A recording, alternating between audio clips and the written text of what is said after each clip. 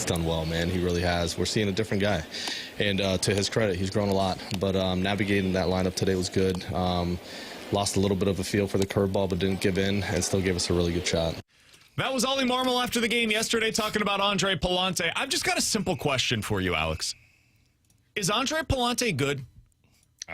Yeah.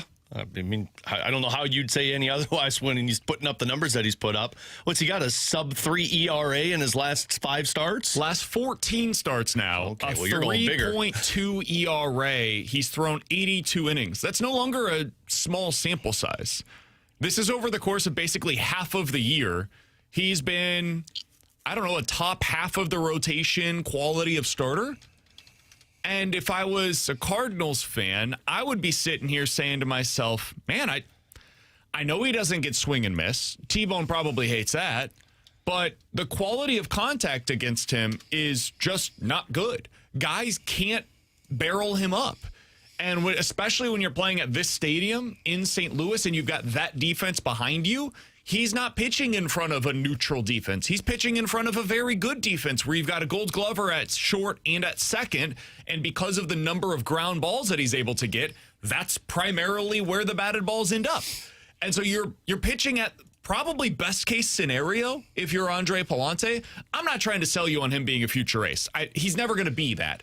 But can he be a third or probably a fourth starter on a contending team? That's what I want to have the discussion about. And I think the answer is maybe. Like maybe he can be that for a pretty darn good team. Is Andre Pallante all that different than what Dustin May was for the Cardinals this year? Genuinely asking. Because his stuff kind of plays the same way, where Dustin May has more strikeouts, but it's not as though he's getting swing and miss. His strikeouts come because he's dotting it up on the black. Andre Pallante does that, but then he just induces really terrible swings and they become groundouts. So I'll go ahead and ask you guys, like, is this something the Cardinals can use for the next 5-ish years? Yeah. Or is this just use it up? It's been nice to see. Hopefully somebody else buys into it. I mean, you can absolutely use this for your team for the next 4 to 5 years. I think the real question is how many of these guys do you want in your rotation for the next 4 to 5 years? We're all super excited about Kyle Leahy. Michael McGreevy is very similar to this as well. Do you want to have a rotation that has 3 of those guys? Because that would be the part that concerns me. Now, they have developed a system that has a lot of swing and miss that's coming through. So I do think at some point you kind of have to pick your poison of who you want to stick with moving forward. And the one thing I guess that's going against Andre Pallante is the age compared to Kyle Leahy. Contract status, for sure. Well, that as well. Because he's younger than Leahy. He's like 5 years younger than Leahy. Really? Yeah. Yeah, Leahy's kind of an old man. Good God, man. Kyle Leahy was a very late bloomer. Yeah. Surprised the hell out of me. But McGreevy obviously is in a different Leahy's boat. like our age, man. Oh, that is old. No, T-Bone's age. Woo. He's not that old. He's like, that's me and Pallante. He'll turn 30 next year. Okay, next come year's on. his He's not my 30 age. season. I'm turning 40 soon. It's just crazy, right? But no, I just, like, I think back to those Cardinals teams that were dominant from start to finish, and like you'd have swing and miss stuff guys, but you always had somebody, like I remember Jeff Suppan was kind of this, right? To where he was the back end player, but he always found a way to grind it out. You can win with those guys. I just don't think you can win with 3 or 4 of those guys in your rotation. And that's where it comes down to, do you keep Pallante? Do you keep Leahy? Do you keep McGreevy? I think you could probably have 2 of those guys, maybe only 1, if you want a lot more swing and miss in your rotation. Yeah, I think you laid that out perfectly, because I think that is kind of my thought process with Andre Pallante. Is he a good starter at the major leagues, even though he doesn't miss bats? Yes. But you can only probably have about 2 of those guys in your rotation, right? I think your 1 and 2 have to have dominant stuff, elite stuff, strikeout bats, and you've got to have a 3 that isn't elite at swing and miss, but at times can go on like runs, like, I know it's going to sound weird, like Matthew Liberatore did for like a 4-game stretch where BK bought into him, right? Of, wow, look at this. That 3 has to be kind of a wild card that's got decent swing and miss stuff. 4 and 5 can be guys that put the ball on the ground, they play to the defense behind them, as long as they just eat innings and are sustainable starters. The problem, though, as Alex said, they've got a couple of those guys right now in this rotation. They probably got to pick one guy to be the odd man out, and it's either Pallante, McGreevy.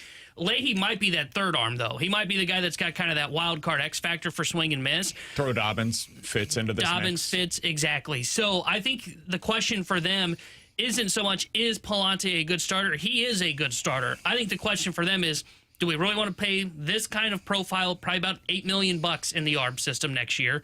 And B, can we improve our team by trading him away to somebody to try and improve the major league team? Because I think there are teams that are in similar spots and rebuilds that don't have the pitching pipeline that the Cardinals have coming, and they will say, we would love to pay Andre Pallante $8 million to come in here and be an innings eater for us. That's where I'm at. Like, the more I see it, it's awesome, and I love that Pallante's doing this. I think he's putting himself as a prime candidate to be traded. And it's because he's going to be wanted by a lot of teams. The Cardinals may not be ready to pay that player $8 million. Somebody would die to pay that guy $8 million for the next, 2 years of control with arbitration? Yeah, it's probably like a 2-year, $23 million deal. Yeah. For somebody is what they're basically signing up for. Somebody would die to have that in their rotation, and especially now, if you are of the camp that believes there may be some regression at some point, then you look at this same man. You trade the guy away when he is at his peak in terms of want, and you get something in return. But Andre Pallante has sustained himself a little bit of a career, which is great. I think that's right. I also wonder if the Cardinals just say, hey, you know what? It makes more sense for us to keep him for next year. And then in 2028, that's when we deal him. But for right now, we need the certainty. You guys look at where we're at of the AAA rotation. There's not a ton that we think is ready to go for next year by opening day. I think the Cardinals will view it as like July of next year. Somebody will be in the spot that Quinn Matthews was right now, or that Hunter Dobbins was right now, whether that's Liam Doyle, Durangelo Sainja, maybe it's Cooper Jerpy. But the AA rotation is stacked. AAA, not so much. Maybe Richard Fitz at that point is kind of working his way back, almost ready to go. But for the first couple of months of the season, Pallante allows you to avoid going out to the free market this offseason when we don't know when or if that's going to happen. And so you just have him as cost certainty for that spot. I could see them going about it that way as well. But he provides options, man. He's an interesting pitcher. He's not your prototypical middle of the rotation starter, but he's pretty good. And this brings up like what I think is an interesting thought on the Cardinals. Man, they've had so many guys that are in the class of pretty good. Lars Nootbaar, pretty good. Paul Goldschmidt, pretty good in the right role. Brendan Donovan, pretty damn good.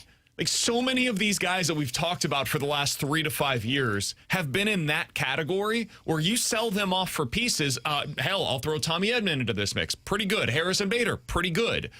For the Cardinals, it wasn't good enough. You have all of these, like, 6 out of 10 type of players, B- type of players, and it adds up to a B- to C+ team, where for these other teams that they're going to, Jordan Montgomery, they go to these other contenders and they become an A+ team, in part because this is the kind of piece they were missing.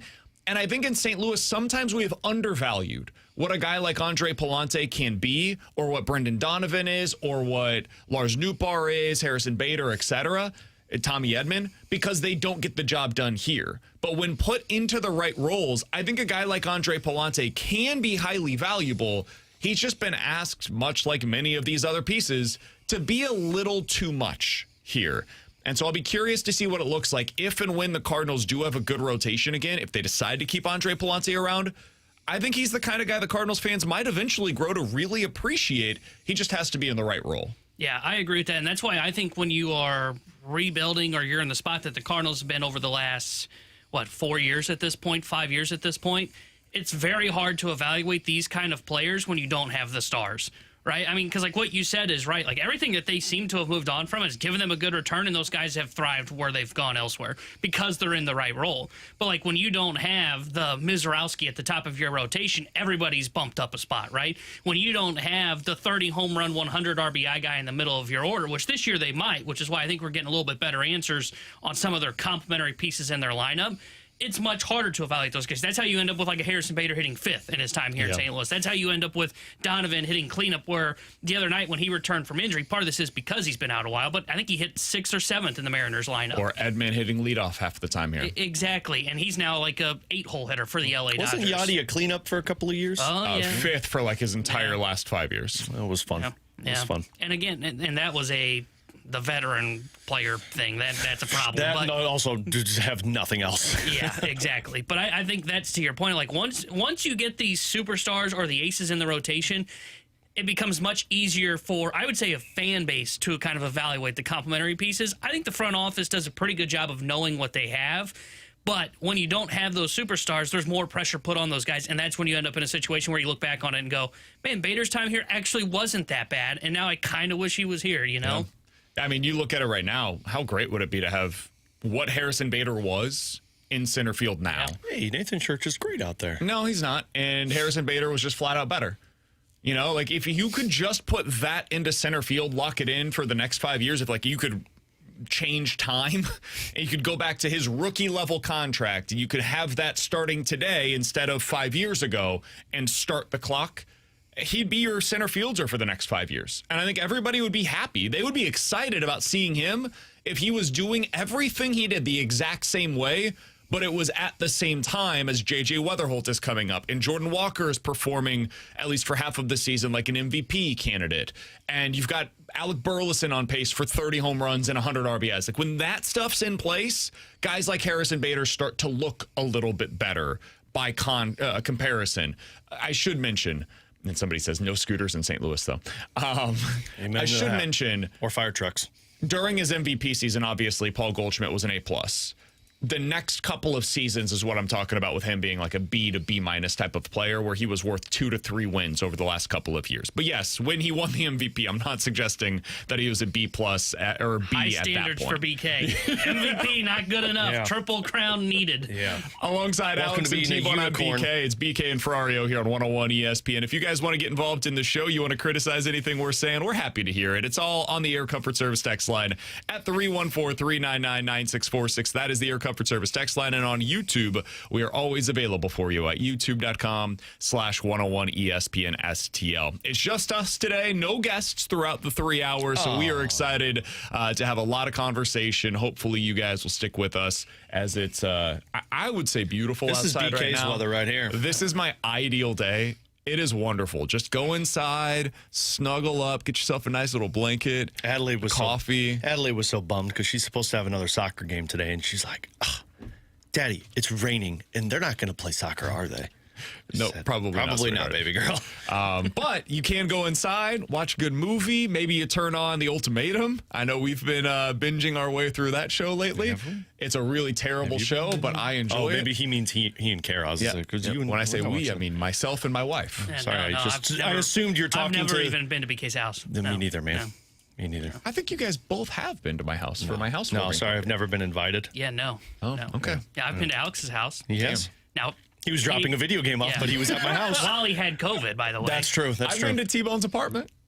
Yeah. I have too. I picked him up from his I've been apartment. to T-Bone's apartment. I've never been to Alex's house, and I've never. I was been, thinking about throwing a None big of you summer guys have been to blowout my next place. Friday at my Yeah. place. Looking forward to it, Tanner, man. you're Can't invited. wait. Anyways, youtube.com/101ESPN Listeners STL are is a invited place where too. you can go to find us as well. Coming up No, they're next, yesterday was the kind of day you dream on about your system. We'll talk about it next here on 101 ESPN.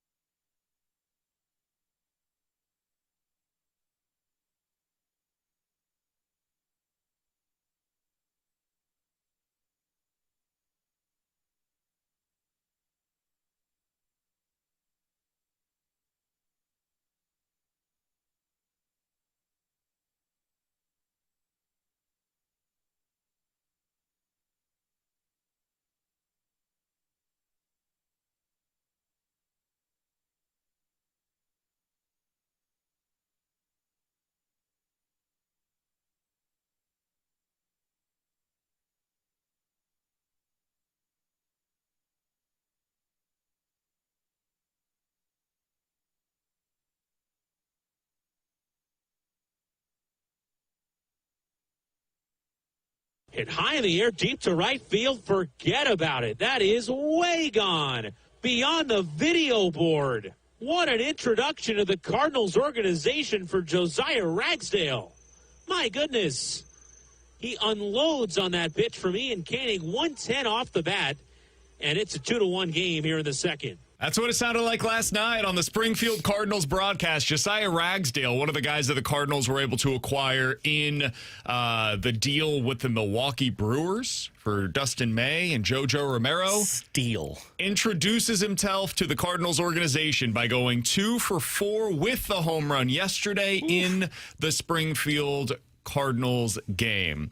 Alex, he now has 21 doubles, 20 home runs, and 31 stolen bases on the season. All right, Brandon, give us the list of the last time somebody at the age of 23 or younger did 20 home runs, 20 doubles, and 20 steals in one season for AA. Hey, I looked that up last night. Of course you did. Yeah.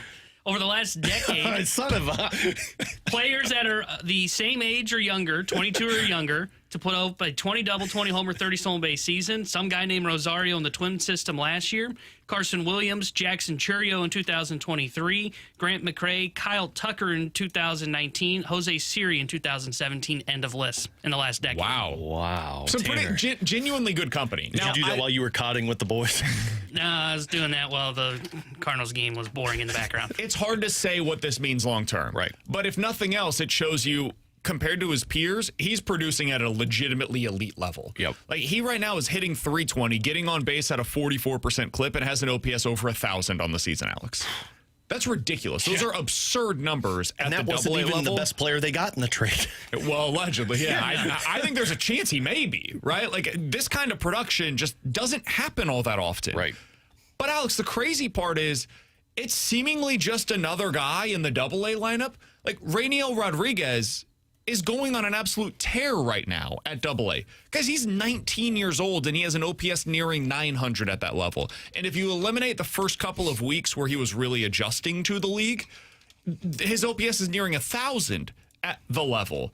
You continue from there, and it's just name after name after name. Jesus Baez has been ridiculous. OPS of 1,000 so far. He's got 15 home runs, and he's got one more home run than what he hit in A-ball in 20 fewer games. Juan Ben Cho, what we saw at High A is apparently real. He's just a home run hitter now. Yeah, and that dude was hitting in, your 7 spot, 8 spot last night? Yeah, so he's played in 31 games at AA. He has 11 home runs. His slugging percentage, not OPS, his slugging percentage at that level is .625 so far.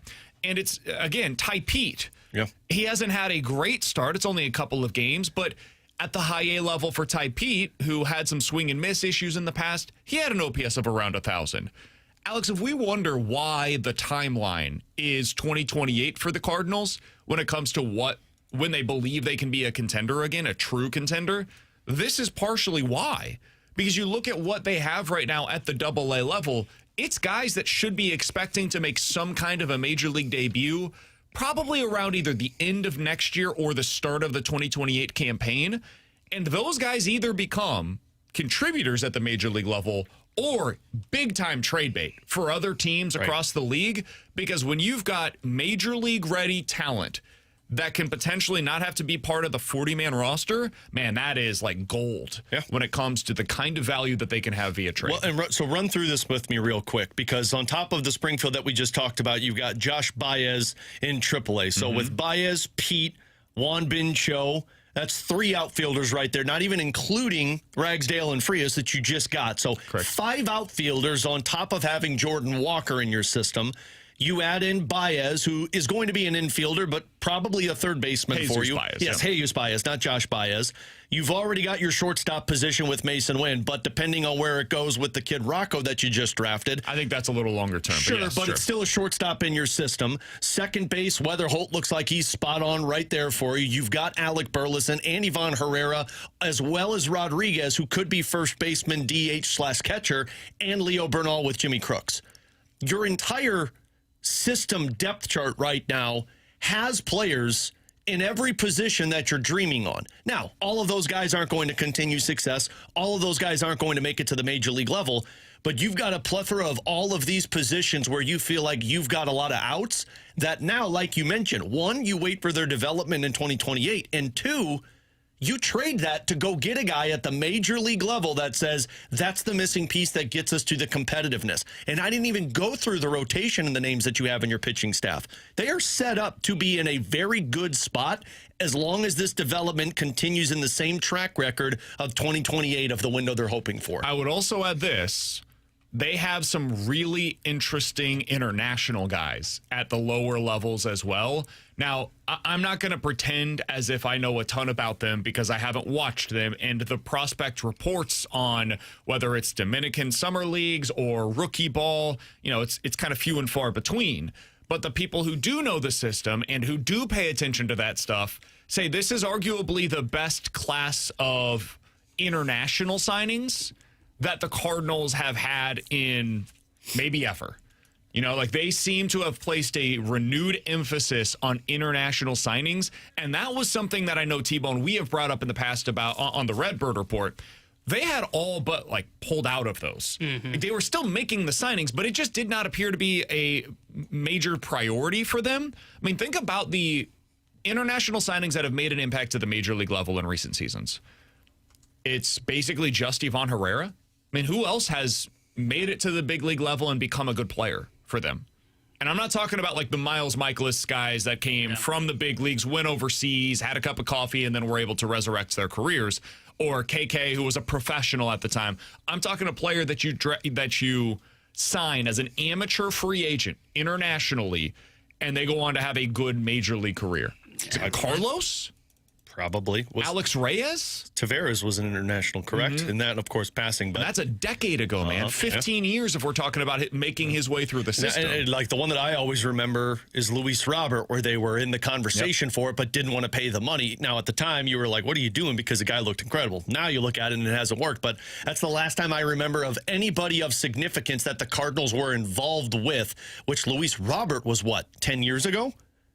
Close 2016, 2017, somewhere around there. That was the last time I remember them going after or at least being in the conversation for those types of players. The only players currently on the major league roster who were acquired via amateur free agency internationally are Ivan Herrera and Luis Gastelum. Those are the only two guys on the current major league roster. Other guys currently in your system at the higher levels, Leo Bernal was acquired via international free agency. Ramon Mendoza, who probably won't end up making much of an impact at the big league level.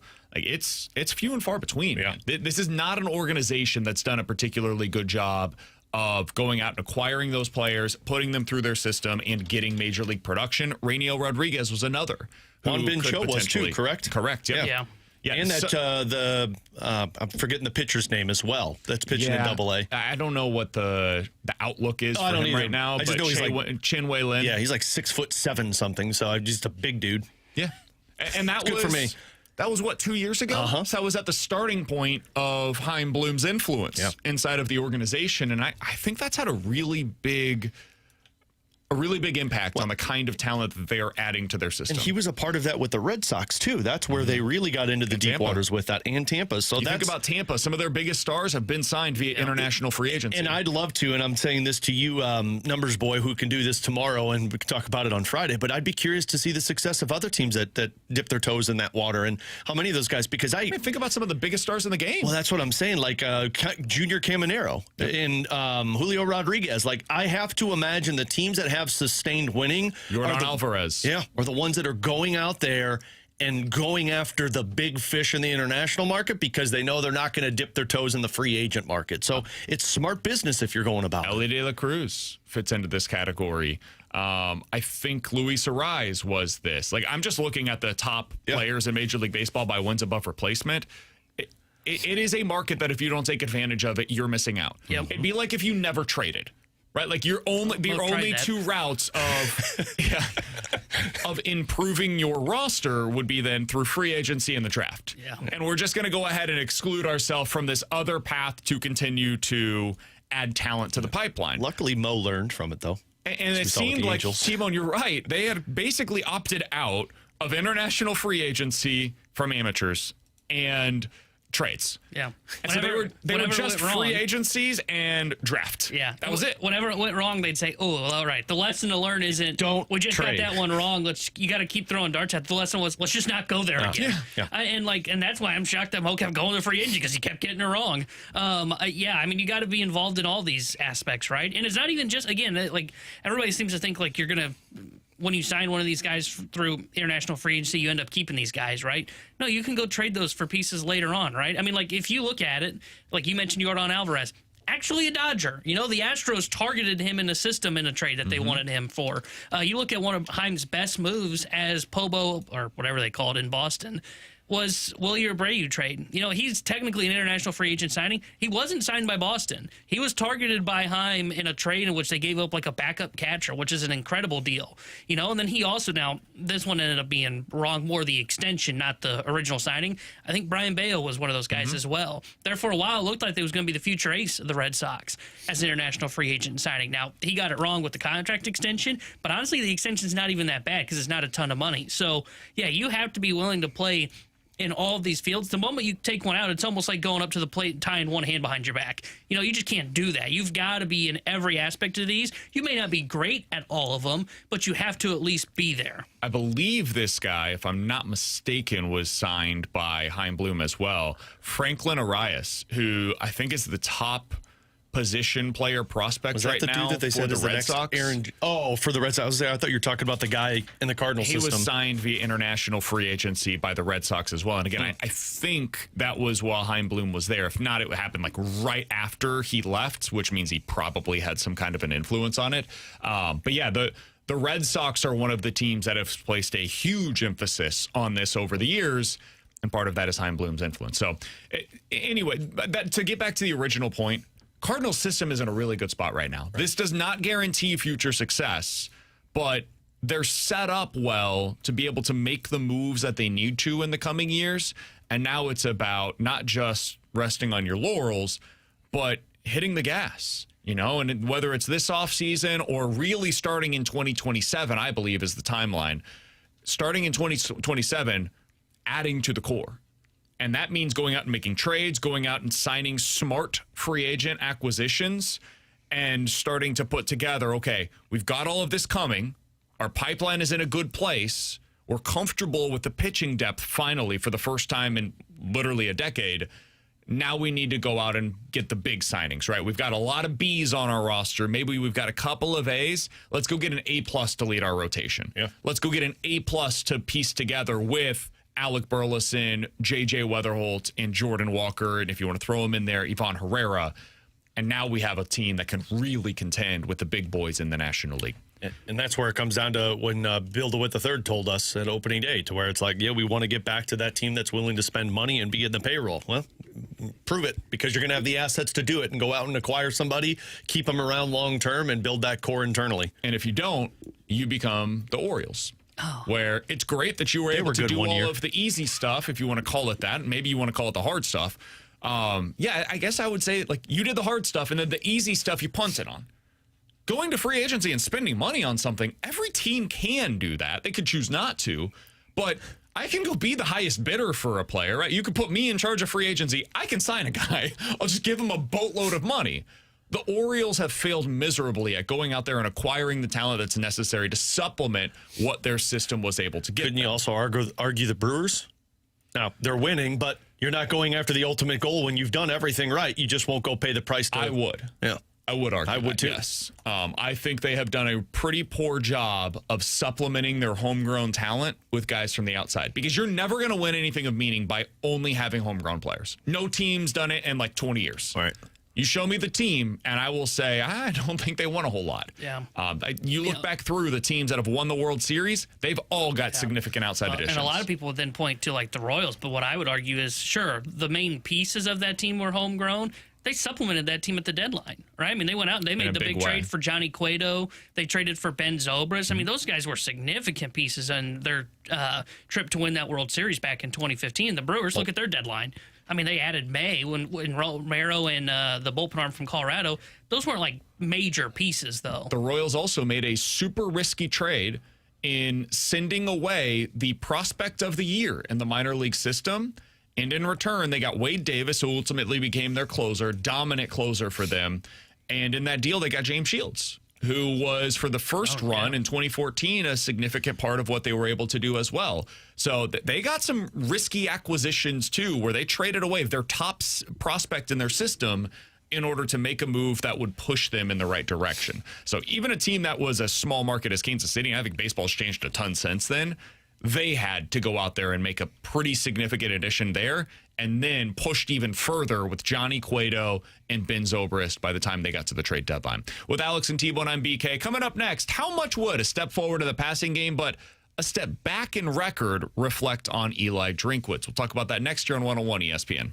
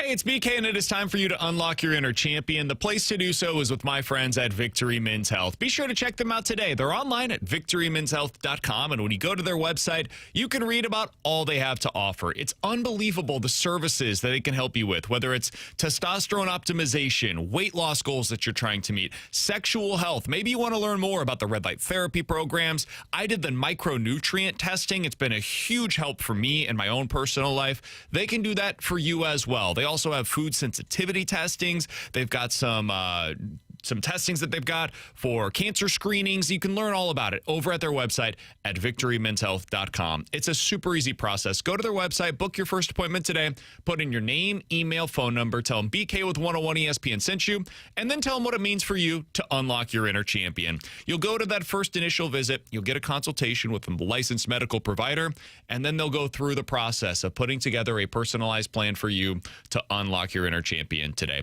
Do it today online at victorymenshealth.com. That's victorymenshealth.com.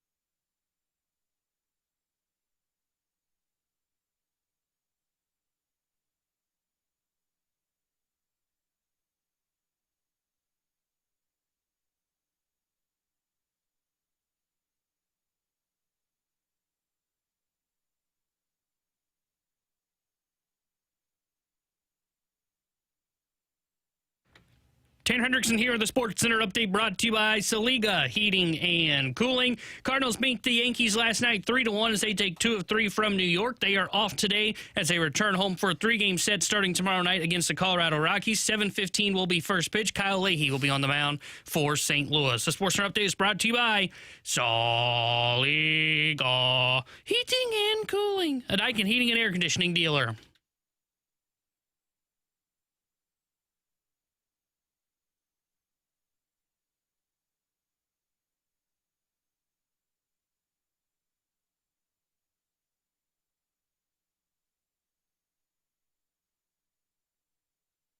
With Alex and T-Bone, I'm BK. So I think that the biggest question for Mizzou heading into this season is what's the passing game going to look like? And Alex, this has been the case basically since Eli Drinkwitz took over. If you're going to criticize anything with Drink, it's this. He has yet to recruit and develop a quarterback who you would say is the primary reason why they're doing some winning. I think that Brady Cook gets a little unjust criticism for his time at Mizzou, but he was not the driving force behind why they won. They had a really great running game, very good defensive line, and a couple of weapons, most notably Luther Burden, who were able to make him look even better than what he actually was. So even me, as a person who liked Brady Cook and thinks that he was better than some Mizzou fans give him credit for, I can understand he's not exactly, Drew Lock or Chase Daniel, right, when it comes to Mizzou quarterback lore. Mizzou's passing game against conference opponents since Eli Drinkwitz took over ranked as follows in the SEC. 10th, 10th, 4th. That was the year they stepped up and had a great season. 13th, 16th. That's not pretty. It's a fair question. It's a fair criticism. Drinkwitz's offense just flat out has not been good enough in the passing game. They hired a new OC. They got a new quarterbacks coach who was an offensive coordinator at Clemson and has a history of working with quarterbacks. And they brought in a new quarterback with a couple of new wide receivers. Basically, everything in that regard has been overhauled during this offseason. So my question to you, Alex, is this. What if, and I think this is realistic, what if Missouri, because this schedule is so difficult this year, finishes 8-4 or 7-5, so the record reflects that it's basically the same or worse as it was a year ago. But the passing game takes a significant step forward, and let's say they're top 6 or so in the SEC, which would be their second best finish under Eli Drinkwitz since taking over. How do you think Mizzou fans would view that? 7-5 or 8-4 record, but passing game takes a significant step forward, and it appears that they got it right with Austin Simmons. I think Mizzou fans, and I can only speak for myself in this front, but I would assume you're optimistic and excited. Because of what we said yesterday, you see the record that they have, and even for a team that has an offense that takes a step like that, you're still going up against 5 of the top 10 SEC teams this season. And even if your offense is as good as you're hoping it's going to be in this scenario, you're still going to be struggling to come out with success in those matchups. So that's where it feels like the optimism would come into, where you look at it and you say, man, this was a brutal schedule for Mizzou, but the fact that you see a quarterback having success, the passing game actually looks good, and all of these pieces, with the exception of your running game, are expected to be back next year, and you got a full year of seasoning, I think Mizzou fans are feeling optimistic of, okay, next year's probably the year where we view this as take that step, make that push. This one was just an unfortunate setup with the schedule. Yeah, I think there will be some that will view it as a positive. Okay, Drink kind of finally conquered the final thing that he's been looking for, which is just get the quarterback position right. Outside of that, he's basically gotten the rest of them right, I would say. Yeah. But I think there would still be a lot that would question, okay, why can't he win the big game, right? Because I'm assuming of those losses, most of them come to those top-tier teams. And, like, if they do go 8-4, like, I know this is going to sound probably like Tony, but I kind of assume it's probably against like a fringe top 25 team when they beat them, right? Like, would it shock you if they go to Ole Miss? Let's say they beat Ole Miss, but Ole Miss was like 22 at the time and end up not being a top 25 team by the end of the year. Or Oklahoma finish out the season. Mizzou's 7-4 going into the game. Oklahoma doesn't have a ton to play for. They're already out of the playoff, and Missouri finds a way to win at home in their final game of the season. Exactly. Believing in it. And I think that would still persist the question of, okay, why can't Drink win the big game? Now, we've talked about this, right? That's a little bit of an unfair criticism. I think I saw there's only like 3 teams in the last 10 years to be above 500 against top 25 teams. It's almost like teams that are really good don't lose a lot. Yeah, exactly. Who would have thunk? But the other thing that I wonder too, like if let's say that the quarterback is figured out, but the defense is a question mark this year, I do think there will be some that will point to and go, okay, well, Drink can recruit a defense one year, but not figure out the quarterback the next year. Then he can recruit a quarterback, but then he can't figure out the defense. And I think there will be some that will say, why can't he piece it together all at once, right? And I think that would be somewhat of a fair criticism, but it's so hard to do that at Missouri. I mean, let's be honest, they're punching above their weight right now in the SEC. It would also be the first time he's missed on the defense. Yeah. Defense has been really good. Defense for and again, running game, My I'm point never was concerned. to put it all together in 1 year. Yeah. I mean, that's just really hard to do. Like, That's most what I was coaches saying. don't. So I think that's an unfair criticism, just to be candid. I wouldn't say fans give fair criticisms. Okay. Regardless, like I think that would be, if that happens, I think I would push back against it in the event. We can get there later on. But if Missouri, We'll get there. if Missouri we'll be figures there. out the quarterback position this year, it will be the single biggest development in the Eli Drinkwitz The era. only thing that I've been, that and winning the big games, but I can understand the argument for it. It's the one thing that I always look at with Drink and say, man, if you don't find the quarterback, what's the point? It would give me hope that they can also then get it right with Zollers. Yeah. Like maybe because of the arm talent with Simmons, where like it just didn't work for him at Ole Miss for whatever reason, or he was replaced because they had a stud quarterback behind him. Maybe they were able to target the right guy, and now finally they're able to take that next step as an offense. And if they do, my thing, T-Bone, like the reason that I push back against that is I believe he can recruit the defense. I believe he has a really good defensive staff in place. And maybe it doesn't all come together this year on that side of the ball. I'm pretty confident it will, and they'll be able to figure out that side of the ball in the future. This is the thing that I have not been confident about in the past. And if they're able to get it right, it means they have the right coaching staff potentially in place to get the most out of Austin Simmons and to get the most out of Zollers in the future. And now you might have a 3 to 4 year run of quality quarterbacking, which means the most important position is taken care of. And for the first time under Eli Drinkwitz, you also might have a succession plan in place. Yeah. Where it's not just today, but it's the future that's good. And that allows you to then go to the market and say, hey, for free agent wide receivers, I was about to say. We'll get there. For Trade deadline and transfer free agency. wide Let's be receivers, honest, it's Yeah. free agency. we can go recruit you, and you can come in and you can play with this guy. We've got that position taken care of now. So it just gives me confidence that the future is in better hands, even if this season does not necessarily reflect that by the record. So I think the single most important thing this year for Mizzou, kind of like for the Cardinals, it was getting Jordan Walker back on track. For Mizzou, it's, can you get the most out of Austin Simmons? Can you make him look like a top 5 quarterback in the SEC? If so, I would say this season, as long as you're an above 500 team, probably going to look like a success to me. Yeah. That's kind of my barrier. Yeah, that's kind of where I'm at as well. I mean, you get the quarterback right. I feel very optimistic about what you can do next year. But on that same note, you're also putting yourself in the spotlight next year of saying, like, hey, you had a full year of development. You figured out the quarterback. You better win those big games next year. We need a year be where I go, it's playoff for bus because, like, no, We had fun. We got to the I love going to the Outback Bowl. 314-399-9646 is the Air Comfort Service text line. Questions and answers coming up next.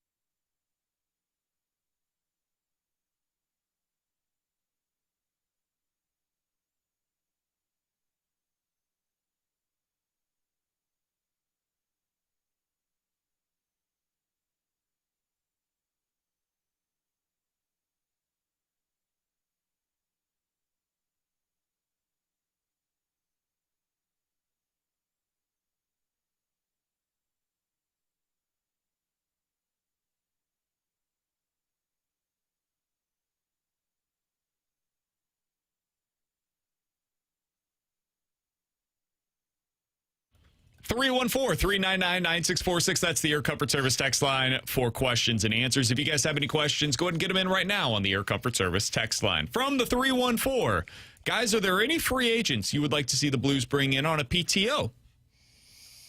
Oh, God, I haven't even looked at free agents this offseason to see who's out there still. If David Perron is still floating around and looking for a job, what? What'd you do, man? The bed disappeared. Oh, Tebow forgot we were doing questions. Yeah, no, I instinctively just hit the button. If Perron is still around and has any interest in it, I'd probably look at that and say, hey, do you want to come in and try and compete? Otherwise, I don't necessarily know if there's anybody out there that's worth it. Patrick Laine? Oh, no. Kevin Hayes? Oh, God, I've done that. Evander Kane? No. Vladimir Tarasenko? No. Michael Bunting? No. You've been talking about him for years. No, I like Zach Hyman better. John Klingberg? No, not on defense. Nick Leddy? No. Yeah. Poor Nick Leddy. Jonathan Drouin? No, they bought him out, man. Carson Soucy? No. That might be interesting. I mean, I guess if you want competitiveness for I feel like you're good Lindstein, I feel like Ian Cole? he signed. This says free agent still. I swear he signed with somebody. I don't want to bring anybody on the PTO. I'm good. If Ian Cole's still out there, I would do that in a heartbeat. I could have sworn he signed with someone. But yeah, I would do Ian Cole. I think I would be more so looking for a goal scorer on a PTO Sign a than a one-year, defenseman. $4 million deal. Spot Rack, get it together. Come on. Come Who on! did he sign with? Blackhawks. Oh, yeah. That's I'll tell you the other one, and I brought him up on the show before, and I won't pay a lot for him, but if he's got no job and wants a quick one-year deal, Ely Tolvanen, I'd try. 27-year-old with the Seattle Kraken, right winger. I'd just bring him in, let him see if he can fight for a third-line spot. Those would be the guys that I'd be looking for. Somebody that could score goals on the third line, trying to outplay, Pius Suter, Justin Carbonneau, Dylan Dubé, those guys. 314, P.O. Joseph, by the way. No. 314-399-9646. That's the Air signed Comfort hockey Service puck text by line for questions and answers. Ooh, yeah, we could do Beat the Blues with them again. He was great. He From was. the 314, guys, how many hot dogs could T-Bone eat on a $5 hot dog night? See, if I go to the game hungry, 6 probably. That's not healthy, man. Good for We you, weren't though. asking if it was healthy. Oh, I know, but I think like 2's my max. $30. I'd probably eat 3. I don't know if I could go past 2. I could go From the 6 for sure. 618, guys, I always hear you reference T-Bone as the soccer expert on the show. I'm curious, does he have a European soccer team that he supports? I don't have a specific soccer team that I support, but I do enjoy watching all of those leagues over in Europe. Like, I love watching the Bundesliga if I'm up and moving in the morning. Same with the Premier League. I think So the Premier never. League's the Not. best. I was gonna say, 'cause, like, you never. during the soccer season, at that point, I'm starting to get up because I'm doing play-by-play, so I'm up on weekends. Now we're in summertime where it is prime. T-Bone doesn't see the morning. But Up on weekend is like 11 a.m. Yeah, No, what no, time no. would you say you're getting up on those days? So they would play at 12, so I'm there at 11. So I'm probably up about like 8 o'clock in the morning on a Saturday during that time. So I'll turn on a soccer game while I'm waiting. Okay. From the... I don't I'm not gonna believe take- that. I'm not going to take the tone from you, Brandon. I don't believe it. No, I sided with this tone. I I don't was believe about it. to say, No. I don't buy it. No, I'm not going to deal with that. No. From the I'm not gonna buy it. 636, who's the greater threat to the Dodgers winning the pennant? The Brewers or somebody else in the National League playoff race? Somebody else in the National League playoff race. Agreed. I would always take the field, but I actually think, I know this is going to sound strange, I think the Cubs are a bigger threat. I agree with that. If they get their pitching healthy, I agree with that. I think the Cubs and the Phillies are the two biggest threats to the Dodgers in the National League. Now, I would not pick either of them to beat the Dodgers in a 5 or a 7 game series, but if I was forced to choose somebody, it would be those two teams. Yeah, that's mine too. I'll continue to go, like the Phillies, you guys know, that's been my team, and I will continue to pick them. I don't think the Phillies window's going to be there much longer. I agree. I think they're kind of trending the wrong direction. So I would put the Cubs. I'd put the Brewers before the Phillies, and it's just because I think the pitching finds a way to shut it down. But the answer is nobody. I think the Cubs would get swept by the Dodgers. 3, best of 3, They best of just 5, swept best the of 7. Dodgers. Yeah, I don't care. The Dodgers aren't trying right now. That's true. I think it's the Phillies for me. I like Milwaukee's pitching staff. It'll give them a chance if they get to October healthy. they don't hit home runs. You know, and that's the thing you've got to do. Like, they've got a decent slugging percentage. It's all on doubles. And I feel like that's what happened last year. Philly can hit some bombs, and they've got a great 1-2-3 in their rotation. I would take Philadelphia. From the 314, what would you be willing to give up? What would you be your picks today if you had to choose for the World Series matchup? Dodgers and Red Sox. I think that would be Going with mine the hot as well. team. I just Red love Sox that have Red won Sox like, lineup. what is it? 9 20 consecutive series? Yeah, and I think that? they've won like 27-5 over their last Crazy. 32, something like that. I agree with Alex. So I always liked that Red Sox roster. It's why I couldn't figure out why it didn't come together. But I like their pitching when they get healthy. I mean, Sonny threw out another gem last night, and that offense is now starting to click into it. If Rutschman gets back and is healthy, I like that, and their bullpen's pretty good. Go Yankees, Dodgers. I just don't know if the Yankees are going to get healthy in time. I hear you. I just think the American League stinks this year. I agree. Like, That none is a of, true none of these statement. teams are good.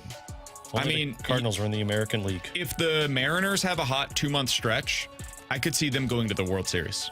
I don't think they're a very good baseball team this year. They haven't been for the entirety of the year, but that's all it takes. It's just a really nice 1-month stretch. This feels very similar to like the year that the Texas Rangers and Arizona Diamondbacks made it to the World Series. I could see somebody they get hot at the right time.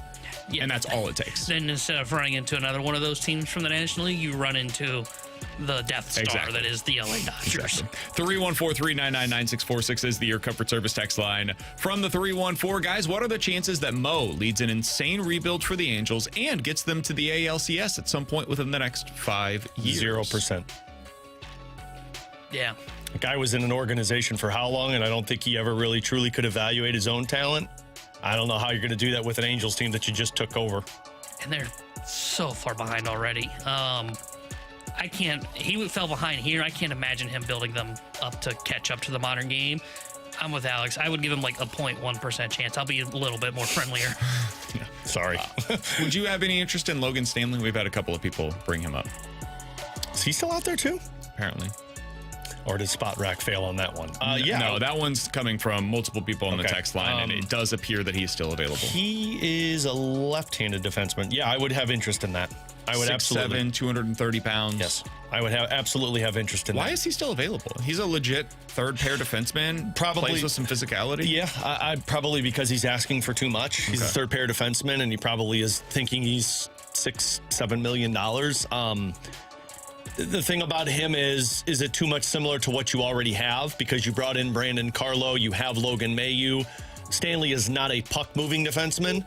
And for how much Jim Montgomery wants guys that can move the puck, I have to imagine they'd emphasize more of a guy like Carson Soucy before they'd go to a guy like Logan Stanley. Alongside Alex and T-Bone, I'm BK. You've got BK and Ferrario here on 101 ESPN. Check us out on YouTube at youtube.com/101 ESPN STL. A lot of us talking about a big power bat that could potentially be on his way to the big leagues at some point in the next week or two. Is it another power bat from AAA that might be on the fast track to the big leagues? We'll tell you who that is next here on 101 ESPN.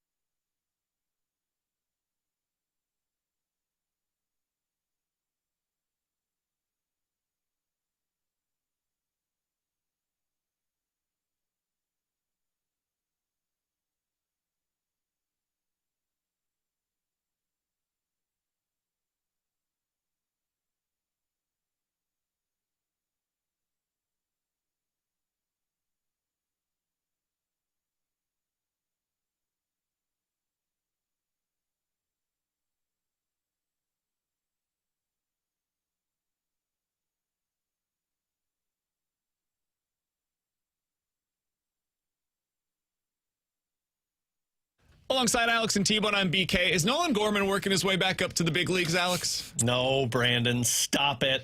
You sure? I don't want to hear about his exit velo and how his slug is just continuously rising. When was the last time a guy who struggled this much in the majors went on a 2-week stretch at the age of 26 years old in AAA?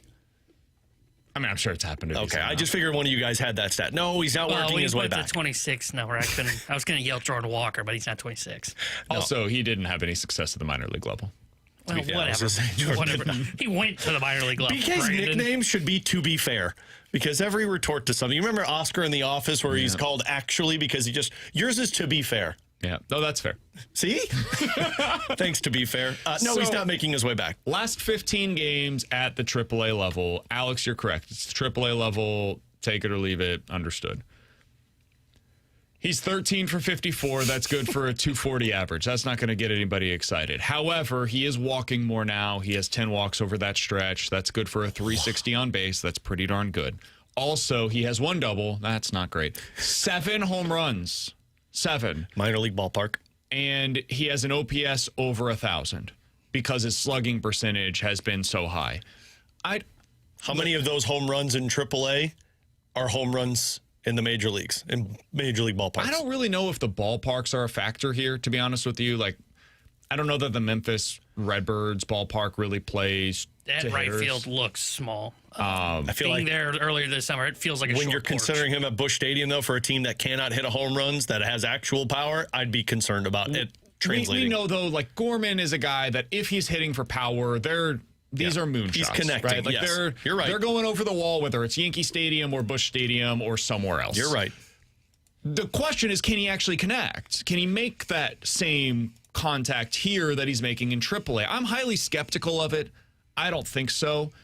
But he is a guy that they had grand plans for this season. At one point, they viewed him as not only the present, but the future of the third base position. I don't know that that guy currently exists at the major league level. I don't think it's Jose Fermin. I don't think it's Cesar Prieto. I'm not sure on Blaze Jordan. I think he's more of a utility bat, come off of the bench, be a nice hitter against lefties. So I'll just ask you, are you guys interested in seeing Nolan Gorman at some point before the end of the season to find out if it can translate before deciding if you're going to tender him or not in the offseason? No. The only reason I would give it a shot is if I truly think he could come up and start hitting for a small sample size and then trade it in the offseason. Like, But isn't that valuable? Not to me anymore. I've learned what I needed. But what about other teams? Have they learned? Could they potentially see some value if they see, okay, in the last 15 games that he was at AAA, he had an OPS over 1,000, came up to the big leagues at the end of the year, and for 6 weeks again, was able to regain some of that Is there value to it? Sure. And that's why, like, look, if we want to talk about him coming back up in the final month of the season, I'm not as strong on that stance as I was on you saying, is he making his way back? Like, to me, making his way back is he making his way back into the Cardinals' plans? No. Oh, that ship's That's done. I saw everything I needed to see. You had your shot, big boy, and you failed early on the season. Blaze Jordan took it from you. But, yeah, there's value if you think he can come back up because, frankly, there's no downside to it. You come up, you're not great, and then you move on. You come up, you're good, and then maybe somebody takes a shot at it this offseason. The problem with that is I think other major league teams probably see this as, well, the Cardinals aren't going to tender him, so why would we trade for him? They might. They don't have any money considerations elsewhere. Like what's the real downside? But you're going to tender him to put him in Memphis? Potentially. I don't think there's any value in that. I don't think they will. I don't know, man. I don't know. It's $4 million probably next year. It's not a huge number. You're going to spend $4 million on a bat that you're going to go out there and get that can potentially hit for a little bit of pop from the left side as well. Also, this offseason is going to be weird. I don't know if it's going to be the full $4 million. I'm not sure if they're going to have to spend $1 million on Nolan Gorman next year. But what it does is it allows you to keep him inside of the organization while the lockout is taking place. And then you can make some determination on what his future holds here. The real cost here is not so much the money because whatever, who cares? They have no money on their books, basically. The real cost here is the playing time. If you put Gorman into the lineup, somebody else has to come out. So if you're playing him, 3 out of 4 days at third base here, that means Blaze Jordan is not getting those reps. Or if you're putting him at the DH spot when Ivan Herrera is not in there, well, then that means that you're not getting opportunities there for somebody else who could potentially be there. Like maybe it's Jimmy Crooks, who would otherwise play at DH on those days against a right-handed pitcher. Is that something you're good with? Are you comfortable doing that? And to give those reps to Nolan Gorman, who I think everybody in this room is ready to give up on, instead of somebody in a Blaze Jordan, for example, that may still have a future here. Yeah, I mean, I'm comfortable with that because I don't think Blaze Jordan is anything that I'm looking at the same light as, you know, a Weatherholt or a Walker or a Burleson or Herrera or even a Jimmy Crooks. Like, I don't look at Blaze Jordan the same way I look at Jimmy Crooks. I want more Jimmy Crooks to find out who you are. I think I know what Blaze Jordan is. I mean, he's got one home run this season, and he's been up here for, what, 40-plus games? I thought there'd be more power there. It hasn't been. I think he is what we talked about. He's a bench bat that can fill in at third, fill in at first for you and against certain types of pitchers. And if I'm losing playing time from him or Fermin, yeah, I'm not opposed to that. I just need to make sure that everybody's on the same page. Not you guys, but Cardinals. There's no future with this. If he goes on a tear for a month, I don't want to be sold on, but we think we figured it out. No. I've done this before. We've done this multiple times. He did fine in AAA. He went on a little bit of a spurt. He's not a part of your long-term plans. Move on. Yeah, I would just stick with Blaze at third base right now. You know, that's my thing. I just don't want to cut playing time from guys. Like in September, we can have a conversation, right? When the roster expands and he's potentially the call, because I would assume at this point, before texters say that'll be Baez, I assume Baez will be up by the middle of August once they get past that date to where he can retain his rookie eligibility going into next year. Then I would be open to it because then I get another month here still of Blaze Jordan. I'll see where he's at offensively. He's been quietly turning it on. I think he's on a 7-game hitting streak. Now, he's not doing a ton of damage, but he's on a hitting streak. I want to see him play, and I don't want to cut playing time from him. When we get to September, we can have a conversation. Okay, where is Blaze? What do we want to do at third base? I would be comfortable with saying, hey, catch Crooks 3 days out of 5. Have Herrera catch the other 2, and on those other 2 days, don't put Crooks in the lineup. Just kind of have him on the bench resting as he gets ready to catch the next 3, and you can DH Gorman. But I'm with Alex. Like, I just see no path forward with Nolan Gorman. I think teams are going to call the Cardinals bluff this offseason and say, all right, sure, tender him a contract, but we're not trading for him at $4 million. I would leave him in AAA. I don't need to see this. I'm good, man. He has no future here. Go ahead and continue to showcase him at AAA. I think it's more likely than not he would fail at the big league level if you brought him up. And so any of the progress that you see at AAA, it would be stunted, and you would go into the offseason having the exact same conversations that we were having previously. Yep. Blaze Jordan has heated up. He's been pretty good over his last 12 games. Ridiculously small sample size. I just talked about 15 for Nolan Gorman. So if we're going to talk about him being better in the last 15 games down at AAA, I also need to bring up the fact that Blaze Jordan has been better, while not great, in his last 12 games here at the big league level. He has 3 doubles and a triple in this stretch. He's not striking out. He's making good contacts. The batted ball data is really good. He's also on a hitting streak right now. So I'm not taking that guy out of the lineup in favor of Nolan Gorman. It's not happening.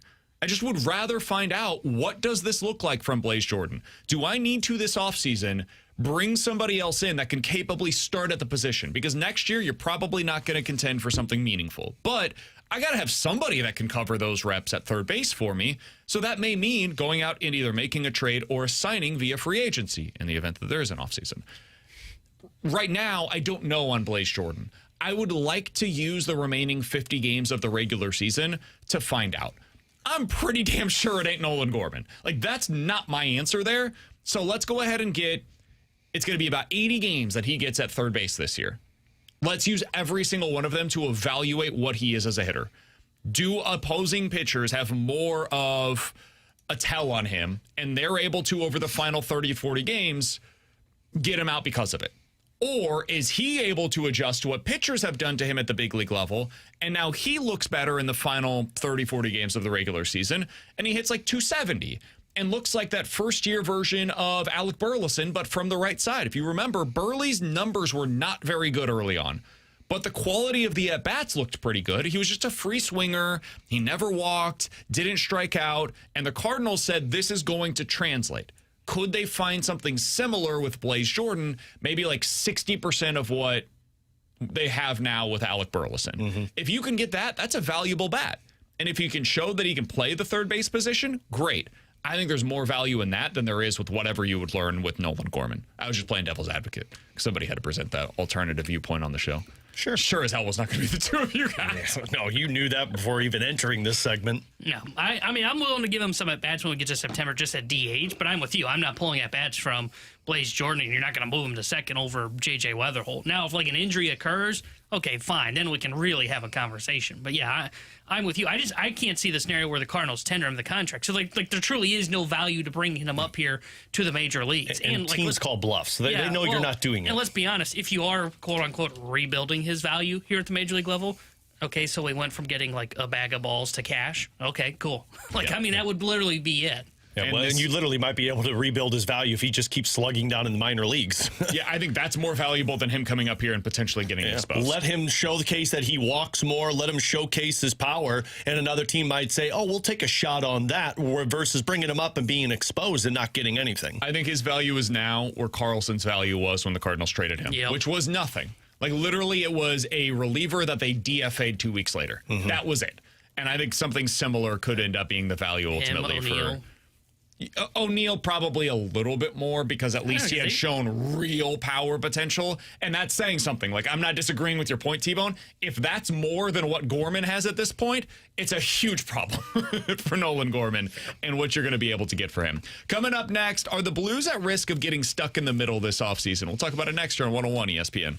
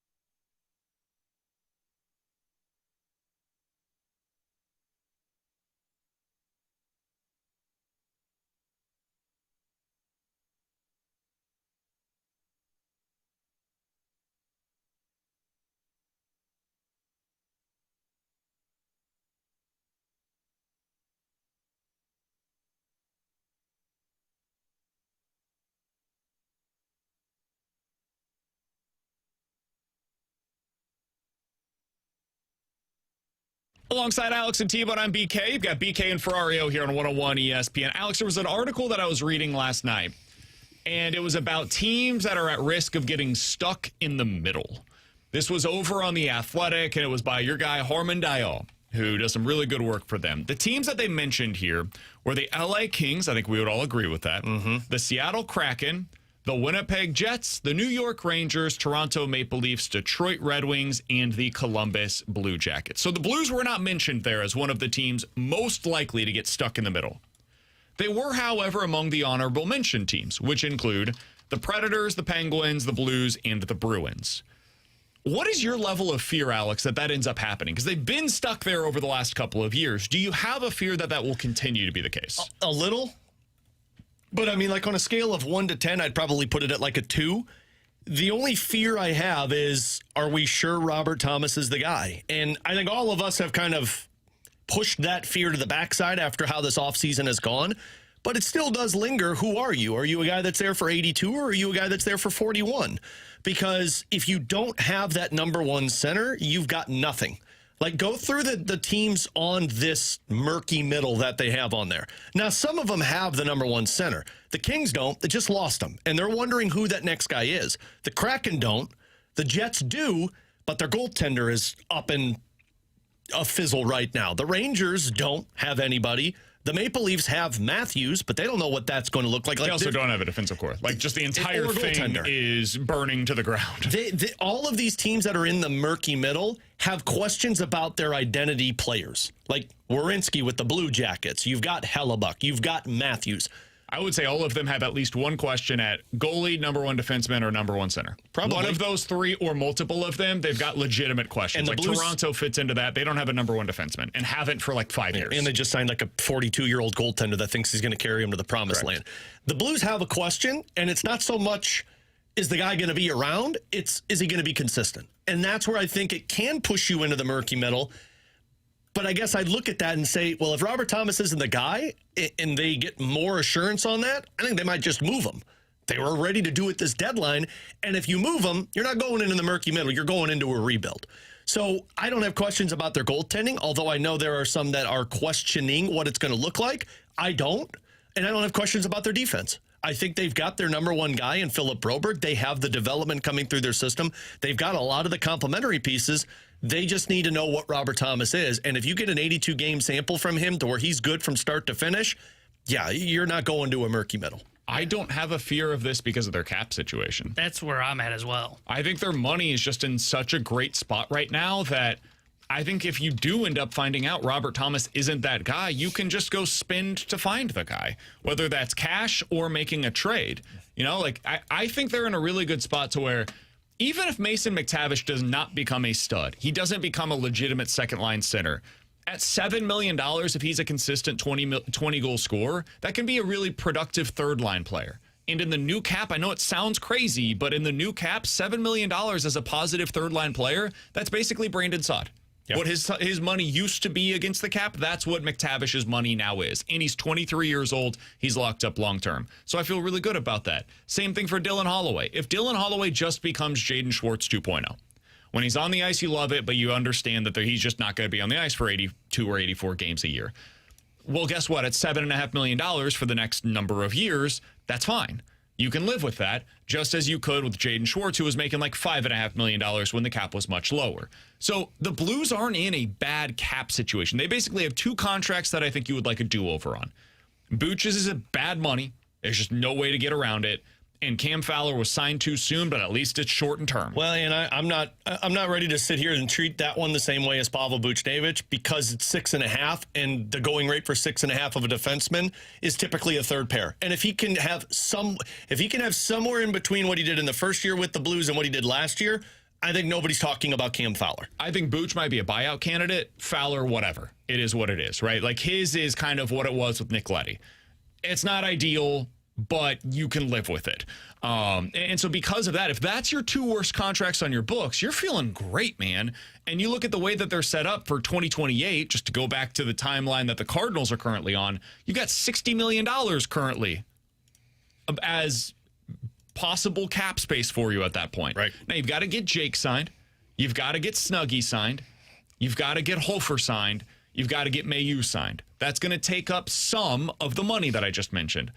Not even $40 million of it, though. Yeah, no. You know, so they're just in a great spot from a monetary standpoint that I don't have this fear of them getting stuck in the middle. I think they're in a really good situation for the future, even more so than for the right now. They've got their roster now. They've got still a lot coming through the system with Carbonneau, with multiple guys playing in Russia, with this Tynan Lawrence that they just signed, with Juracek. Your pipeline is in a really good spot. My guess is it's going to be a top 5, top 6 pipeline in the NHL, according to The Athletic, when they do those rankings. That's the position you want to be in so that when you're ready to push, you have cap space, you have assets to do it. So, yeah, I don't view them anywhere near most of these teams. Like Nashville being an honorable mention, that makes a lot of sense. I wouldn't put the Blues in the same conversation as the Nashville Predators because, to me, they're in a worse spot. Yeah, they're older. They've got some bad contracts on the books, and that's the thing with the Blues, like you guys are saying. They are younger, and they can pivot either way, right? Like, if they need to go out and spend, like, let's say they determine, you know what, Thomas maybe not the number 1 center, but we've got plenty of cap space to go and try and find that guy to make Thomas the number 2, or go find that winger that can score. Or if they say, you know what, we're tired of dealing with this core that just constantly is not showing up for the first half of the season, most of those contracts are very tradable. Now, there is trade protection for some of those guys, but look at Robert Thomas. I mean, that's a deal that looks great for any team that would want to try and make that happen. So they can pivot either direction. To your point on Nashville, their only pivot, I guess, would be the rebuild, but who wants their assets right now? Well, you're not getting anything other than maybe second-round draft picks for those guys because they're older and they have bloated contracts. And many of them no-move clauses. Exactly. Ryan O'Reilly doesn't have a no-move, but basically they've said, we'll ask him. So, like, they're in a worse spot. And like the other honorable mention, I think Pittsburgh's in a worse spot than St. Louis because once Crosby and Malkin and Carlson and Letang call it a career, where's that team going?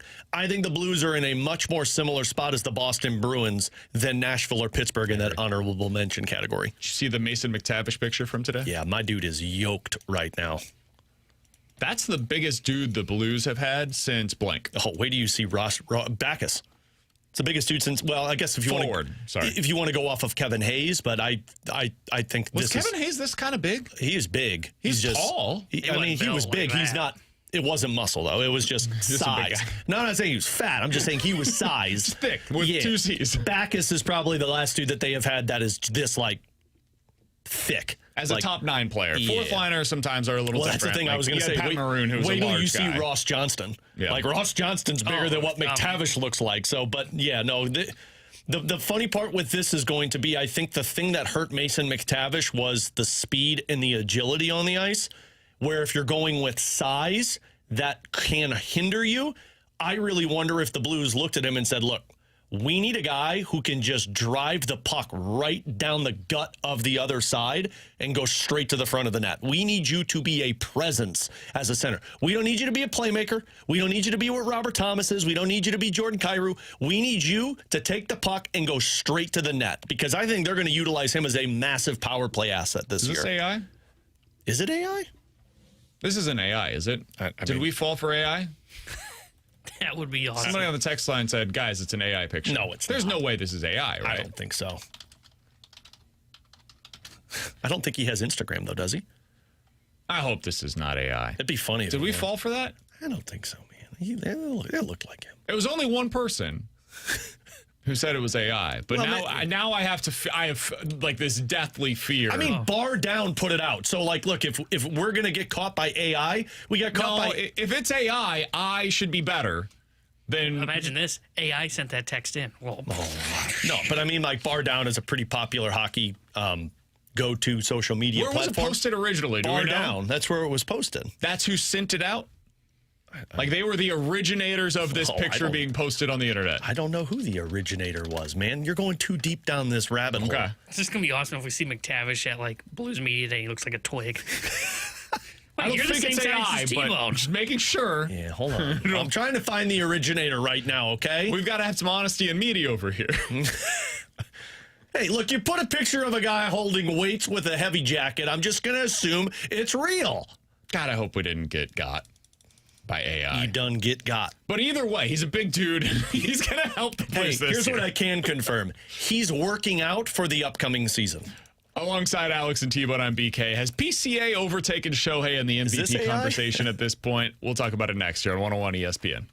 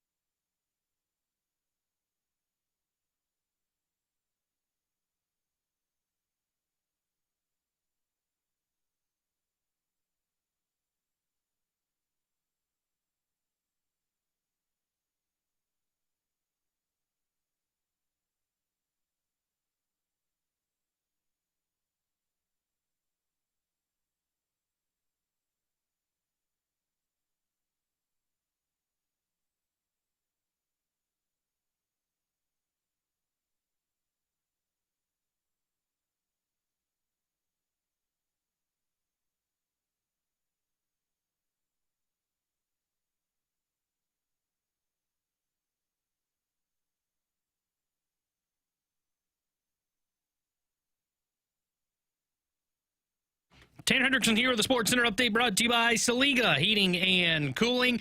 Cardinals beat the Yankees last night 3-1 as they take 2 of 3 from New York. They are off today as they return home, as tomorrow night they'll start a 3-game set with the Colorado Rockies. 7:15 will be first pitch tomorrow night. Kyle Leahy will be on the mound for St. Louis. The Sports Center update was brought to you by Saliga Heating and Cooling, a Daikin heating and air conditioning dealer.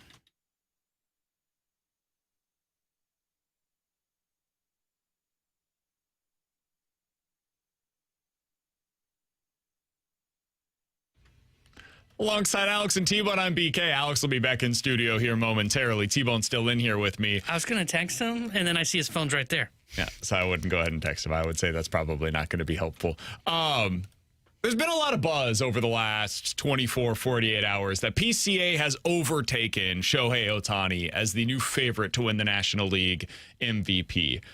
T-Bone, I know that you probably would disagree with that assessment. We've talked about this in the past. But if you go over to FanDuel, for example, check out their odds. It is a dead even race right now. -110 for Shohei, -110 for PCA, and it is so overwhelming that one of those two is going to win the MVP this year. There are no other options. That's it. They didn't even throw anybody else on the list because it's very clear it's between one of those two potential options.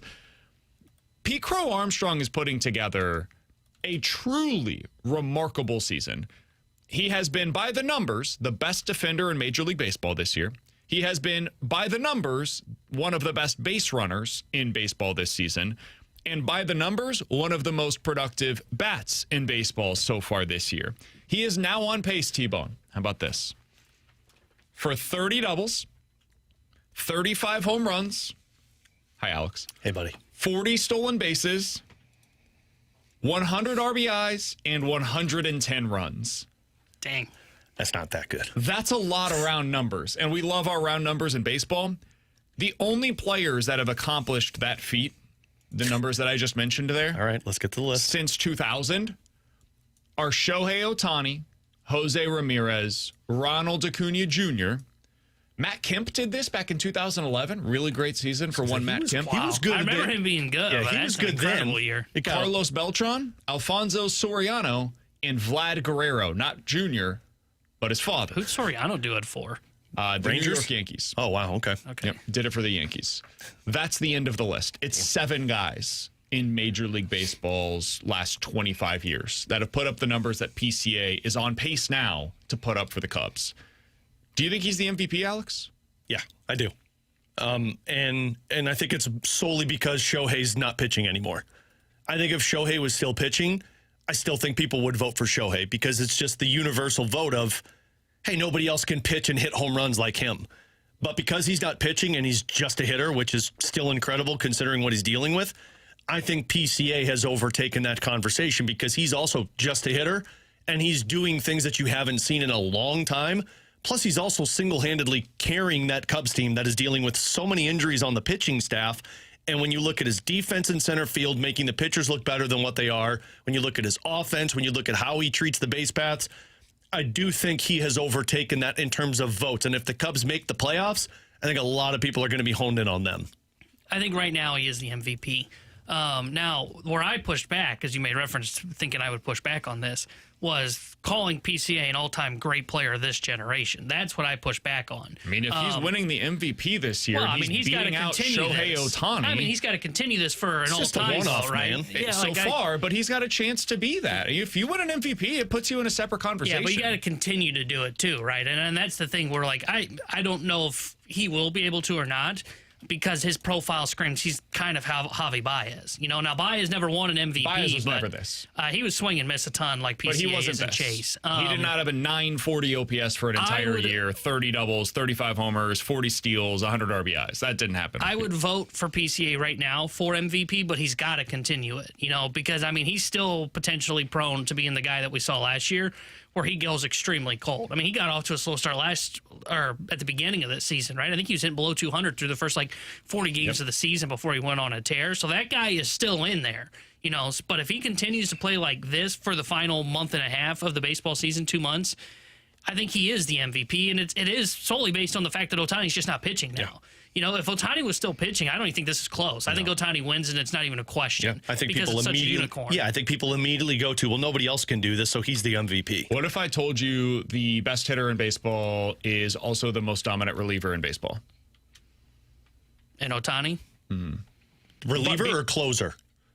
I don't think they're going to. Sure, closer. Let's go ahead and throw it there. I think the reason that I bring that up is because Shohei Ohtani has thrown 85 innings this year. It's not as though he had like no sample size. Yeah, but he's not throwing anymore. Sure, but those are banked numbers. Like they already happened. A typical reliever, a great reliever, will cap out around 85 innings. So that's what I'm saying. Like there are conversations in the past about, hey, can X, Y, or Z win the Cy Young as a reliever? And typically you've got to have a truly special year to get into that conversation. A guy throwing 85 innings and having a 1.7 ERA is the kind of year as a reliever that gets you into those conversations. So that's why I'm bringing this up, is because like if that is the criteria for Cy Young conversations for a reliever, and Shohei has already banked those numbers, even if he never steps on a mound again the rest of the season, and he has an OPS of 955, which is the best in the league, I still think Shohei is MVP today. Yeah, if PCA keeps going on this kind of pace and he finishes the year with an OPS around 1,000, okay, maybe you can have the conversation then. But the OPSs are so similar right now that it's kind of hard for me. Like, are we saying now that Pete Crow Armstrong's defense and base running outweighs what Shohei has done as a pitcher? Is that basically what the argument is? And do you guys believe that? Do you believe that the defense and base running is worth more than 85 innings of a 1.7 ERA?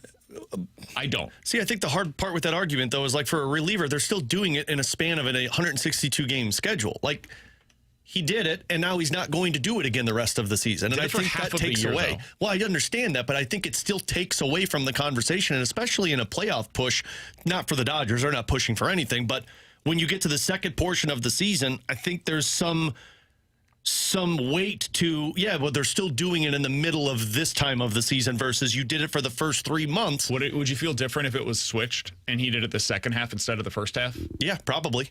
Because that seems because then you're coming off of an injury and you get healthy and you go into it. Like because the timing of it to me shouldn't matter. Well, I know, but because you were pitching, you got hurt and you were unable to do it the rest of the way. I think that takes away from some of the unicorn ability. Yes, you still did it, but if the numbers are the same either way, whether it's at the first half of the season or the second half of the season, it's just the numbers. I mean, to be fair, I think some of this may not even be we can look at the numbers. I think what we're experiencing is Shohei fatigue. And I know that sounds weird. I think that's a real thing. Because like if I had told you 5 years ago, hey, there's a guy who's going to throw 85 innings with a 1.7 ERA, and he's going to be on pace for 40 home runs, 120 RBIs, and he's just for good measure going to add 15 stolen bases. Yeah, but I'll say, when did he do it, though? That guy is going to win the MVP every time he does that for the rest of history. Add in the caveat that Ohtani's doing that with a bad knee and a bad bicep. I mean, that's unbelievable. Meanwhile, PCA, as far as I understand it, is pretty healthy right now. And I'm not going to bang him for that. Like, if... I think some people might, actually. I don't know what you're really into, man, but I get it, man. That's pretty good numbers to he's good looking. Bang a guy. He's not bad looking. I get it. If you're into that kind of thing, you got a little red in the face. I'm not going to discredit Shohei for being hurt, and I'm not going to discredit Pete for bang him or being discredit healthy. him. Okay. I don't use that as a mark against either of them. No, I wasn't saying you bang yeah. that against Colonel Armstrong. Just stop I was saying it's even more impressive when you think about what Ohtani's doing, the fact that he's hurt. I wasn't saying anything All about of it's PCA. impressive. Just stop banging the guy, all right? Just let him be, okay? Or do. I don't care. But I just, in terms of the MVP conversation, I would still... let him win the MVP, then we can bang it. I would still just say it's Shohei Ohtani until he stops pitching. If next year Shohei Ohtani is not a pitcher for the Dodgers, it will be a different conversation. I mean, he's stopping pitching now the rest of the season. I understood, but he did pitch this year. I saw it with my own two eyes. I saw it too, man. He's so tough to judge because of this. Because if I told you there was a really good starting pitcher that did what he's done, first half, second, whatever, right? how do you view a starting pitcher that doesn't go the distance, right? You don't even probably vote for him in the Cy Young. He doesn't get the Cy potentially. Young. Sure. So, like, that's what makes him tough to, like, how do I break him down in this MVP conversation? Like, in my opinion, he probably should be knocked for it a little bit. And when you've got PCA who's no other got a higher WAR than him. I think I'm knocking a starting pitcher in a Cy Young race, though, if he pitched 85 innings and was this good, but didn't pitch the rest of the season. Understood, but what if that same guy has, I don't know what the equivalent would be, but something that prevents him from being able to swing the bat? And this guy that we're talking about in a hypothetical world is also the best hitter in Major League Baseball, and he only does it for half of the season. Like, he pitches for the full season, but he hits for only half of it. Like, we're not holding that against him. We're saying, oh my God, he was the best hitter in the league for half of the year while also simultaneously being the best pitcher. That's insane. I just, like, it's crazy to me that we're even having this conversation right now, honestly. The guy threw 85 innings at a 1.7 You're ERA. a big WAR guy, though. PCA's beaten him by almost a whole point in WAR. I understand. I think that's crazy. I do. Right, I think that, dude, we get it. Then we You're not agree. going to bang him WAR's for a it. stupid stat. It's fine. it's not. It speaks to how unbelievable PCA has been this year. Or how overrated WAR is. I can't believe that this is a conversation, which again goes back to Tone. hot damn, PCA is incredible. That guy is so freaking good. The fact that you can even be in a conversation with somebody who threw 85 innings to a 1.7 ERA and also has a 955 OPS, you have to have a like all-time great kind of a year to even get people to talk about you when that's what you're going up on an annual basis. And that's what PCA is doing this year. And it's why Cubs fans dream on it, right? And they like lose their mind sometimes and say he might be the best player I've seen since Barry Bonds. Obviously an absurd statement, but also, you know, we would probably be having similar conversations if this guy played here in St. Louis. And if you're able to beat Shohei Ohtani out in a year that he was healthy as a hitter for the entire year and healthy as a pitcher for half of the season for the MVP, that's going to go down in the lore of one of those MVP races we will remember forever. We will never forget this year in the event the PCA does ultimately win this thing. I would not vote for him. I would vote for Shohei Ohtani as of today. We'll see what happens the rest of the season, though. Maybe Pete Crow Armstrong ends up with 40 home runs and 40 doubles and 120 RBIs. I don't know. You won't bang him then, though, right? Like, at what point will you? That's what I'm curious about. Can we get to the bottom of that before we close the segment? That is a conversation for the dad pod. Before we get out of here, I want it on that pod. Might need a different pod for that. You gonna do it on the Red Bird? BK and Ferrario After Dark, that pod. After hours. That's the midnight show coming your way from Hey, T-Bone, 12 can you to grab 2. the Kevin Gossman audio real quick? Oh, hold on. Yeah, thank you, buddy. Momento. So Kevin Gossman, pretty good, right? Yeah.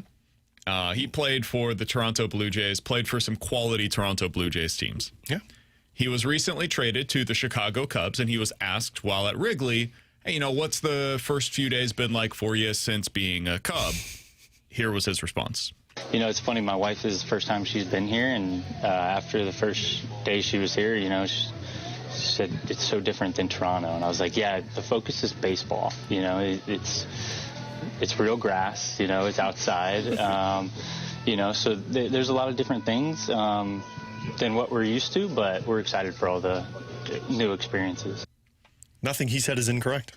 What do you think that's like as a Toronto fan to hear? Nah, he right. He's right, Doug. Yeah. He's right. Guess what we're talking about right now? Not the Blue Jays. We're talking about the Maple Leafs. Yeah. We're talking about Gavin McKenna. We're talking about Austin Matthews. Yeah. No, everything he said is correct. We do have turf. Yeah. We don't have real grass. Everything he said is I'm sure there's a spot on. couple that are a little upset, but Okay. you know, it'd be like a Blues player saying the same thing if he went from St. Louis to Toronto. Yeah, we're talking hockey here. Yeah, he right. How many markets? That's a little different, though. I feel like they do talk hockey in St. Louis on Win Baseball season. Sure, but it's not They the don't ever number one talk driving. baseball versus Oh, Toronto. no, I think they talk Toronto. Yeah, They do I've talk listened to I think their it's the same. I think it's the same thing. occasionally. In the summer when they're doing like the free agency stuff, Yeah. they'll have some Toronto Blue Jays conversations mixed But in. the number one thing that people go to listen to there is hockey, doubt. just like the number one thing that people go to listen to here. Sorry, Blues and City fans is the Cardinals. Yeah. How many False. We all want more How many hockey talk. markets do you think that's the case? That baseball's number one. Or at least in that, like, a 1A, 1B conversation. Like, I think the Cubs are a 1B. The Bears, I think, are the number one story in town. Agreed. But the Cubs are, they're a huge story. If they're really good, they're talking baseball all summer long, and it gets them to the fall. I don't know if it's New York, man. I feel like the Yankees so. are. I think yeah. maybe not the Mets, but I think New the Yankees York, are like 1A, B, C. Boston. You don't think, I think fits into this you don't criteria. think the football or the basketball The football team sucks. take over? Yeah, but they still talk I think about they it. talk Knicks number 1, and then I think it's probably I still Yankees think they're number talking 2. football because just the Jets I think dominate everything. Football's huge there. But I think when the Yankees are really different. good, the Yankees have a huge following. I mean, they're one of the big, in terms of just brands nationwide. Oh, I'm not disagreeing with it's like the that. Cowboys, the Yankees, the Knicks, Lakers, like Celtics, maybe.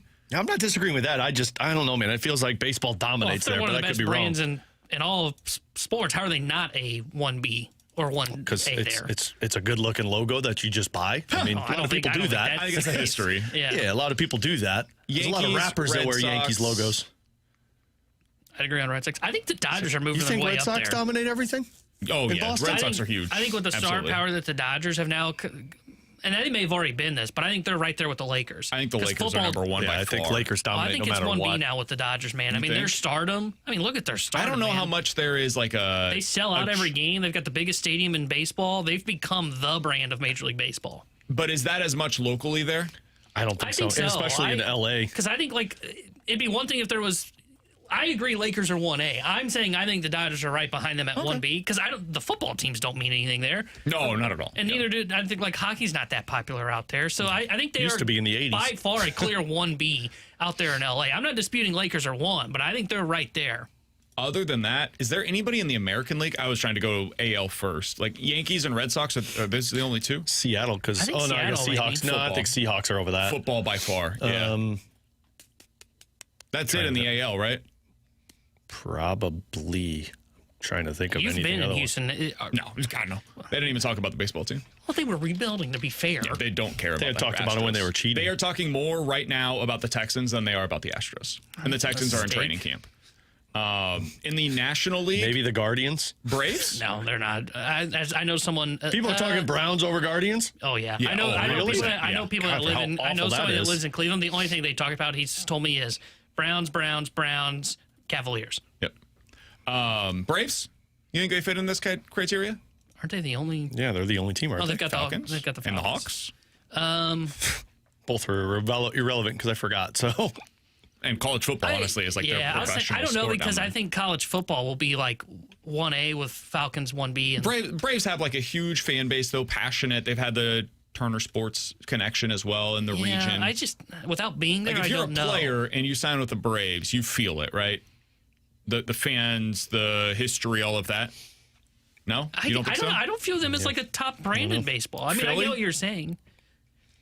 I think Eagles probably dominate that. And 76ers, I don't Yeah. think so. What about Milwaukee? No. And they're just such a small Packers. market. I don't. Green Bay and Milwaukee are the same market.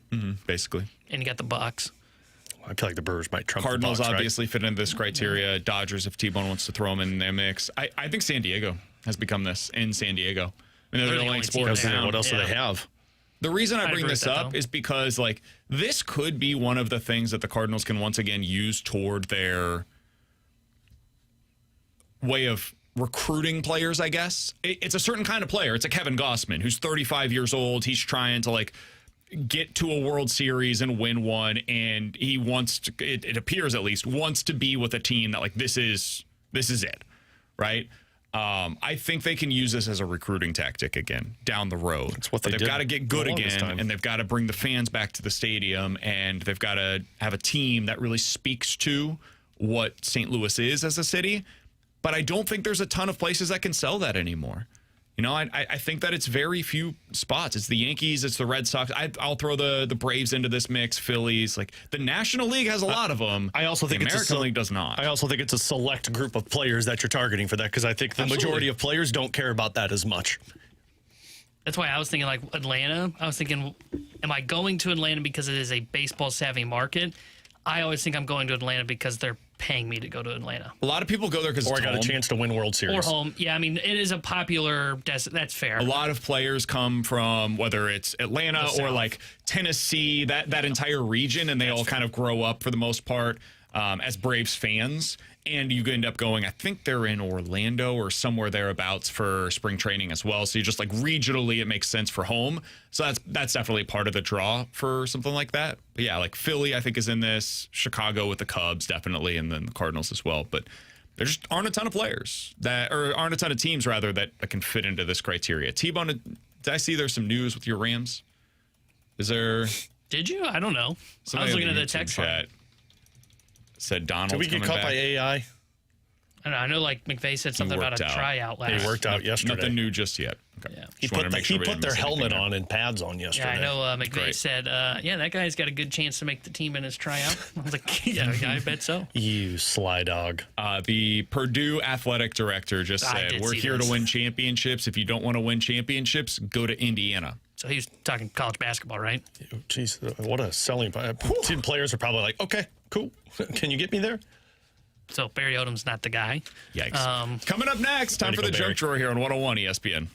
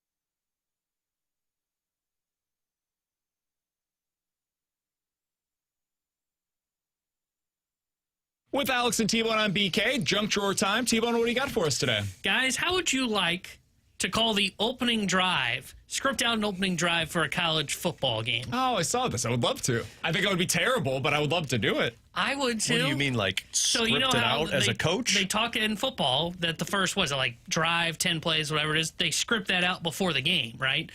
And so Akron football in the MAC is now offering season ticket holders. You buy season tickets, you go into a lottery, and they will draw one random person, and they will get to script the home opener drive against Robert Morris.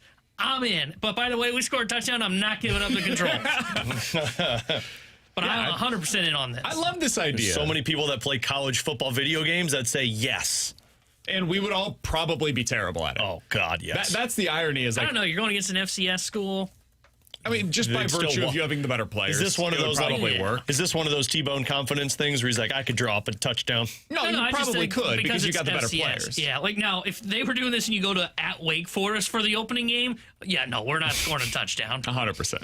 Somebody said I'd get Stelter was so intercepted. disappointed in the MAC yesterday when they discussed this on the fast lane. Hey, man, they got to get their money. Yeah. This is genius to get people to buy season tickets. These teams are just trying to find new ways to produce some sort of revenue to be able to pay their players and to redirect that money from the school over toward the players. That's all this is. This is genius. Can we get an extra $100,000? Can we get ourselves here in the MAC? $100,000 might get you a decent right tackle. Yeah. You know, like That's how you stay competitive. Well, for real though. And they do this all the time on the video games, right? I mean, I've seen teams like I think it was Delaware did it last year. Somebody in the MAC did it to where if you do a dynasty in college football and you are able to build that team up to win a championship and screenshot it and send it to the school, they'll give you all kinds of things as well, like season tickets and stuff. So, like, BK's right. They're trying to get creative how to do it. I think this is genius. And you're playing an FCS school. Let's be honest. Akron football doesn't even matter this year. it's the most- It probably will never matter in my lifetime. It's So the most go way ahead. to get people interested in this game that is just a wipe away game. I would just have 4 verts all day. Just Oh. say, hey, we're going 4 verts Hail Marys. from the first play. You're not even going to establish the run, OC. No, we don't even have a running back on the field. Wow. No offensive line either. He's just got 10. six weapons. We're going empty He's formation. got 10 receivers that just go deep. Heave the ball up. Somebody come down with Center it. and 10 eligible receivers. Let's do it. Let's see what this Yikes. looks like. Yikes. I think I just run the ball the whole time. The most opportunity. Just Just I run, formation. run. Just straight missionary. My- right up the middle. What? Damn, man.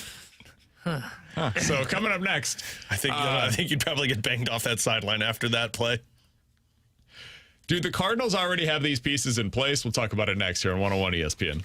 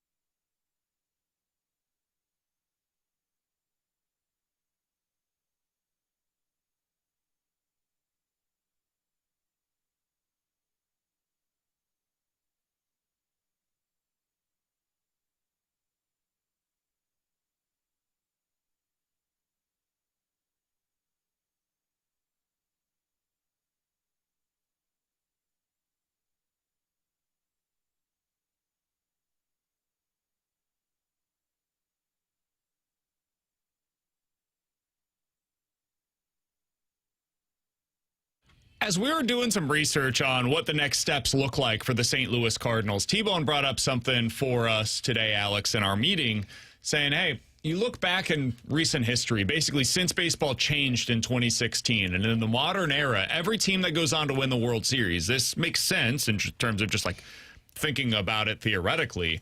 Every team has a 30-homer, 100 RBI guy. The only exception since 2016 in that regard, teams that won the World Series, was the 2017 Houston Astros. Every other team had one. The Dodgers had it with Shohei each of the last 2 years.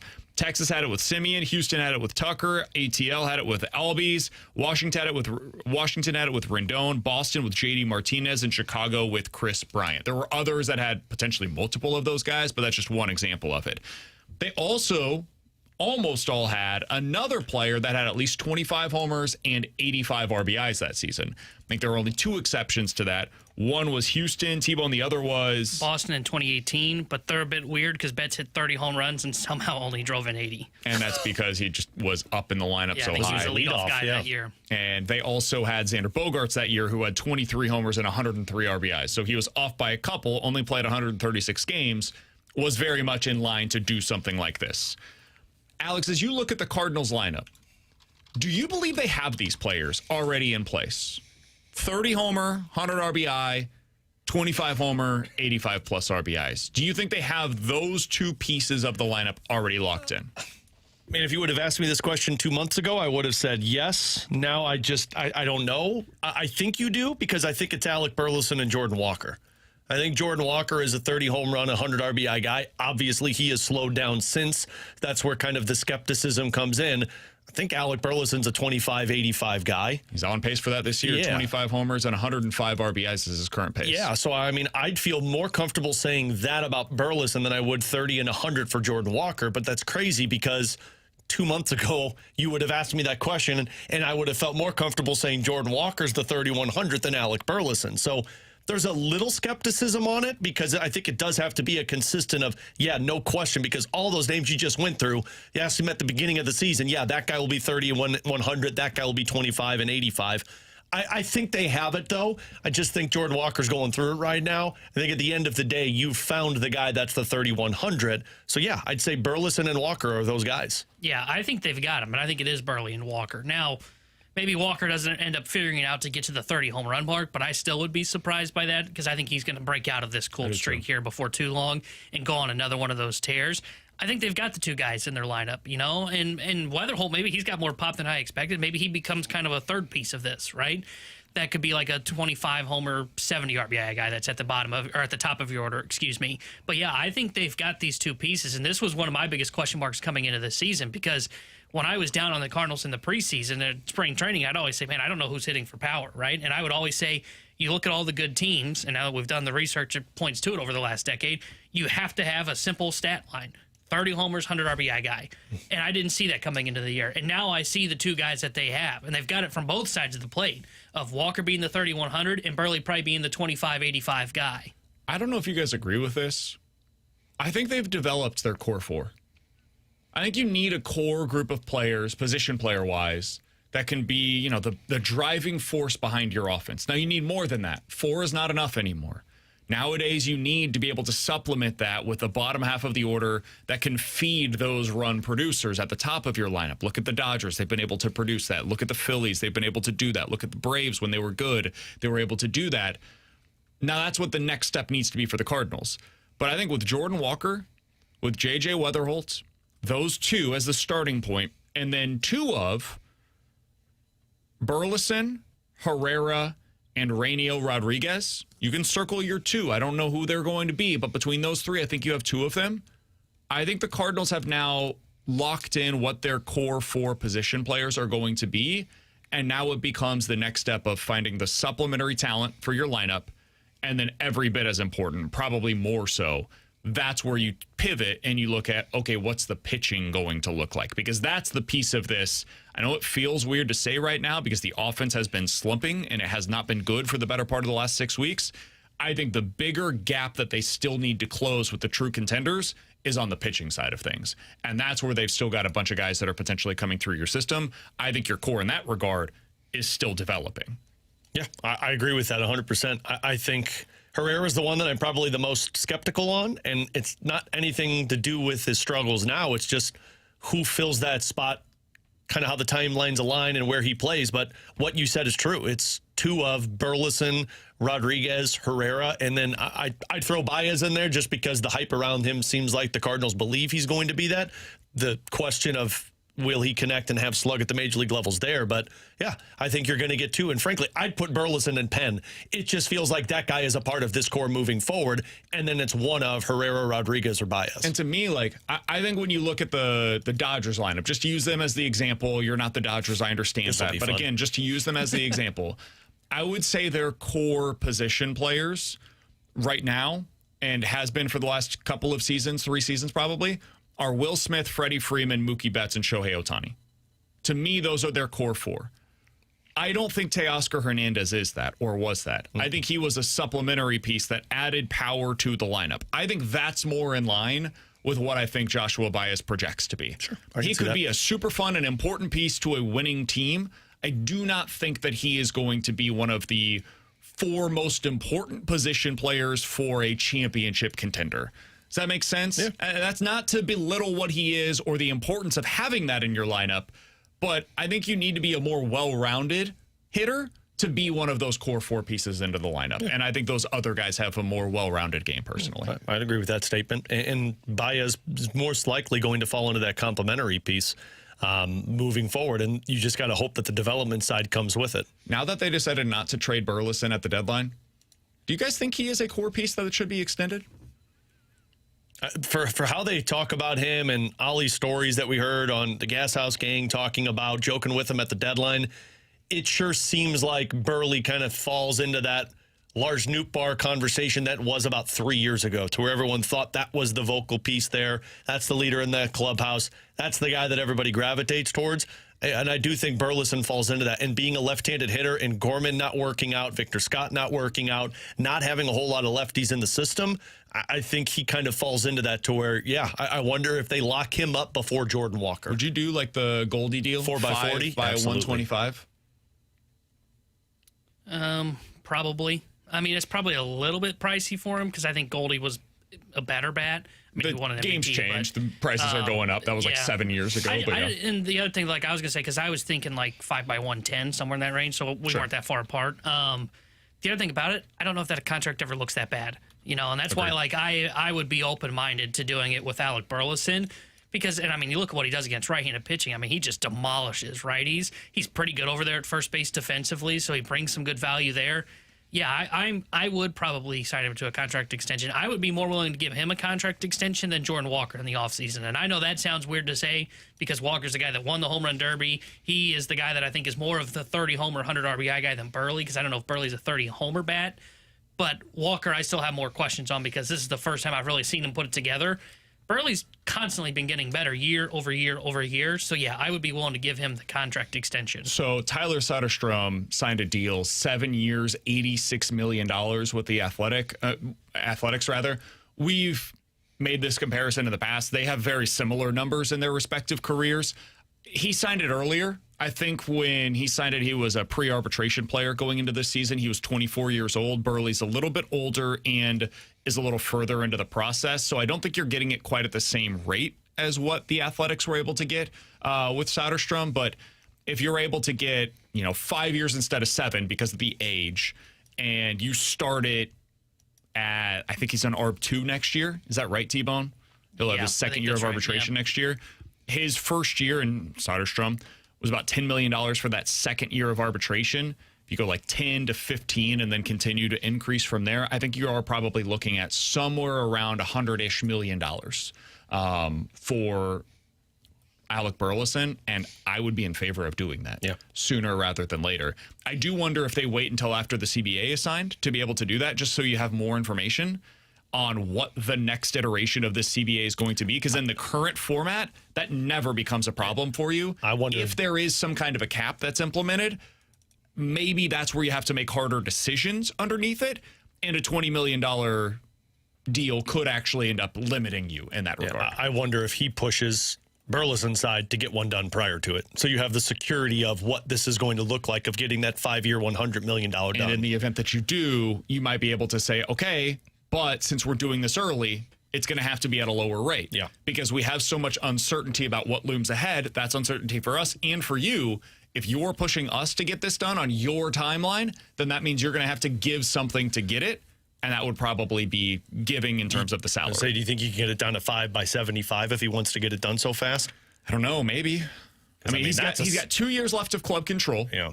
And then he's a true unrestricted free agent under the current terms. And if he were to, I think he'll probably be around $6 million next year in arbitration. He's at 3 now. Probably, let's call it 10 to 15 in year 2. So let's say it's a 2-year, $20 million deal is what he currently has signed up for.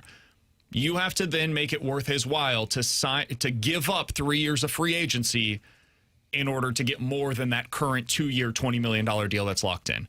So would he get more than 3 years and $50 million on the market? I would be shocked if he didn't. I agree, but if you want to get it done prior to this and the uncertainty that's there, you're going to have to give a little to take. So I think it's probably closer to like 3 and 75 is what he'd be looking for. So you're talking close to 100. So maybe it's 90. Maybe it's a 5-year, $90 million deal where you kind of meet toward the middle of what you're saying. Maybe the club wants 5 and 75.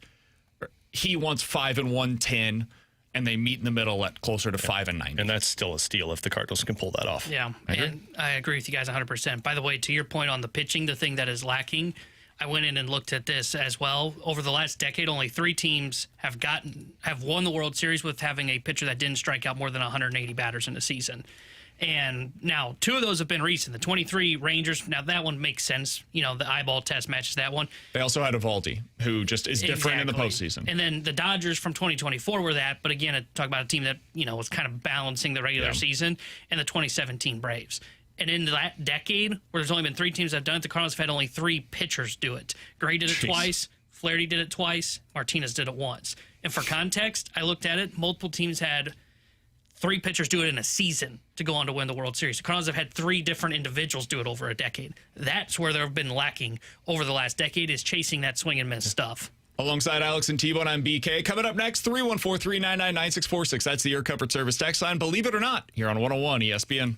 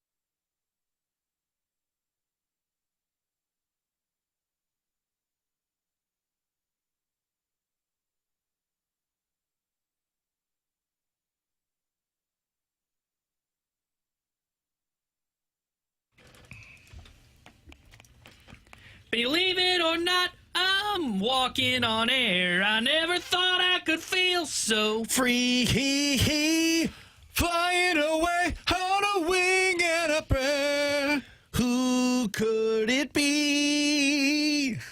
Believe it or not, it's just me. 314-399-9646. Stepped his That's game your up coverage today. service I know, text so line much for better. Believe It or I Not. didn't I wanna feel put like pressure that on him. whole performance was much better. Oh, yeah, Like, last week everybody was involved. terrible. Mostly you, but yeah. I No, would you agree. brought the house down, meaning literally broke the whole thing last week. I'm not disagreeing with anything. Great song by AJR. Your music taste, man. I'm all over the map, baby. Your music taste. No, you're not all over the map. You listen to one genre of music. No, that's not true. More specifically, that's not true. one artist. No. It's always AJR. No. That's Meanwhile, always wrong. the point of Meanwhile- Just wrong. Meanwhile, we try and present new music, and you're like, nope, crap, not good. Oh, the stuff you guys listened to from the early 2000s was bad. What else do you listen to? AJR. All right, well, I listened to that stuff you from enjoy. the 80s, right? I love some 80s rock. Like, I went and watched Triumph. That's like 70s rock. Band out of their prime, by Like the way. AJR. No, AJR is modern. Sure. I like listening to Molly Tuttle, who's kind of like bluegrassy a little Okay. bit, so I like listening to her. I like the Black Keys. I just went and saw them recently. I just saw Bluestones is another one that I really like. I also love Frank Sinatra when it comes to the jazz from the 60s or 50s. Like, I'm all over the map, baby. I'm all You over named the map. the one artist that was good there. Frank Sinatra? Yes. A couple of the others I think are pretty good. But okay. 314-399-9646. That's your coverage Grow service up, text line Tanner. for that Believe was It or some Not. good You guys taste give right us a there. scenario. We will tell you if we are believing it or not here on BK and Ferrario. All right, Alex, let's start out with this. I saw a picture of Mason McTavish earlier today. It might have been Is it AI. AI? Might have been real. I'm Have we pretty sure figured it's it out? real. I thought it was real. Believe it or not, he gets 25 goals this year. Believe it. I think they're going to use him in a very prominent position in terms of ice time, power play. I think he's going to be on the number one power play unit. I think that's going to push Booch down to the second unit, so you'll have Thomas, Holloway, Snuggerud, McTavish, and Broberg as your number one unit. So, yeah, I think he gets to 25 this year, and I think everybody is calmed down of the you gave up a lot for Mason McTavish. I'll say not. I think it's closer to 20 than 25. I agree. I think I'm going to say not as well. Until he scores 25 in his NHL career, I'm going to bet against him. And he's never scored 25 in a season. So I'm going to say Pessimist. not bet it On top of that, or not believe it. believe it or not, the Blues finished the season with the top 10 power play. Not. I think we're overstating what we think this power play is. It's a year that ends in a Y, and we're getting excited about the Blues and the power play. Agreed. I disagree. I think they finish. I think they finish top 10. I'll be curious to see what this looks like with Prospel, who was a power play guy. You get a different voice, different mindset in there. I think that helps. And now that you don't have to use Booch and Neighbors on the number one unit, you have actual weapons. McTavish's strengths in the past have been on the power play. With McMichael on a second unit, I think the power play has a decent year, and I think they finish top 10. Guys, believe it or not, Quinn Matthews will lead the Cardinals in strikeouts next season. Ooh, that's a fun one. I'll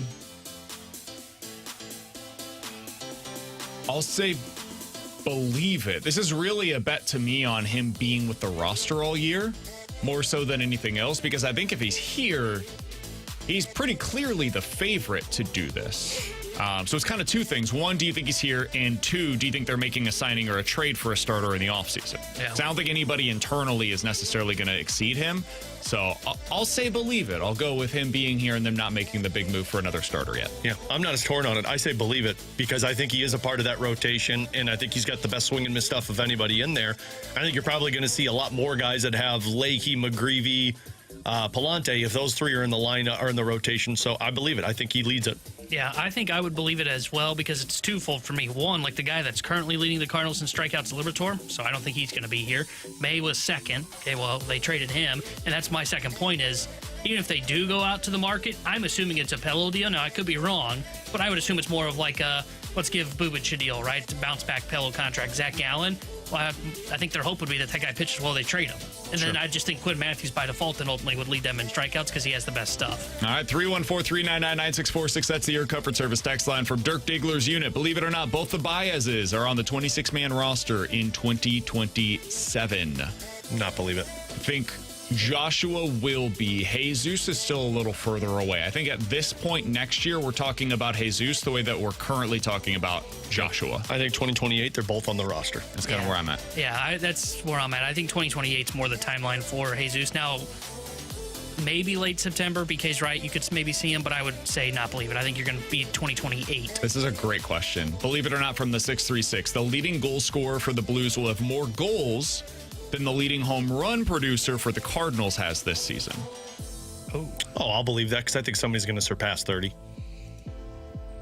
I think there's a lot more opportunities now to do that with Holloway and Snuggerud playing with Thomas. I think Thomas might have a renewed look out on life. I'll believe us. I think somebody gets a 30. C on his chest. Could be. I'll be very curious to see what the rest of the season looks like for Jordan Walker, because that's really what this is. Mm-hmm. Like, do you think Jordan Walker gets back to his previous pace, or is this just what he's going to be the rest of the year? I'll say not, and that Jordan Walker gets hot again and finishes with like 30, close to 35. Do you think a Blues player could hit 30? Could, yes. Am I confident in that? No. I think Snuggie could. I think Holloway could. I think those are probably the two guys that I really believe that with. And either of them getting to 35 plus, that's where I'm a little more skeptical. Could Holloway do it? Could Snuggie do it? Yes. Yeah, I think somebody on that top line is who doesn't. I think it's easier for me to believe that Walker does than either of those two do. Yeah, I would agree with that because I think there are guys that could get to 30 plus for the Blues. They haven't put it together completely yet for a full year, and I'm watching Walker already at 22, who I think is going to get hot and get to 30. So I would say it's going to be Jordan Walker that does it. 314-399-9646 is the Air Comfort Service text line from the 314. Believe it or not, we will not have a start to the 2027 baseball season. However, we will have half of a season that includes the playoffs, similar to the NHL when they had their strike. I think it misses a whole work stoppage. Full season? Mm-hmm. Yep. I think we end up getting the majority of the year in. I think we start the baseball season in May. We get like 125 games. I think they start making conversations, and in the middle of the season is when people start realizing there's money not coming to them. Yeah, I think you're missing the whole year. I agree with Alex. This is the most I've seen owners seem in lockstep on this. And who is more incentive to get to the game faster, players or owners? It's the players.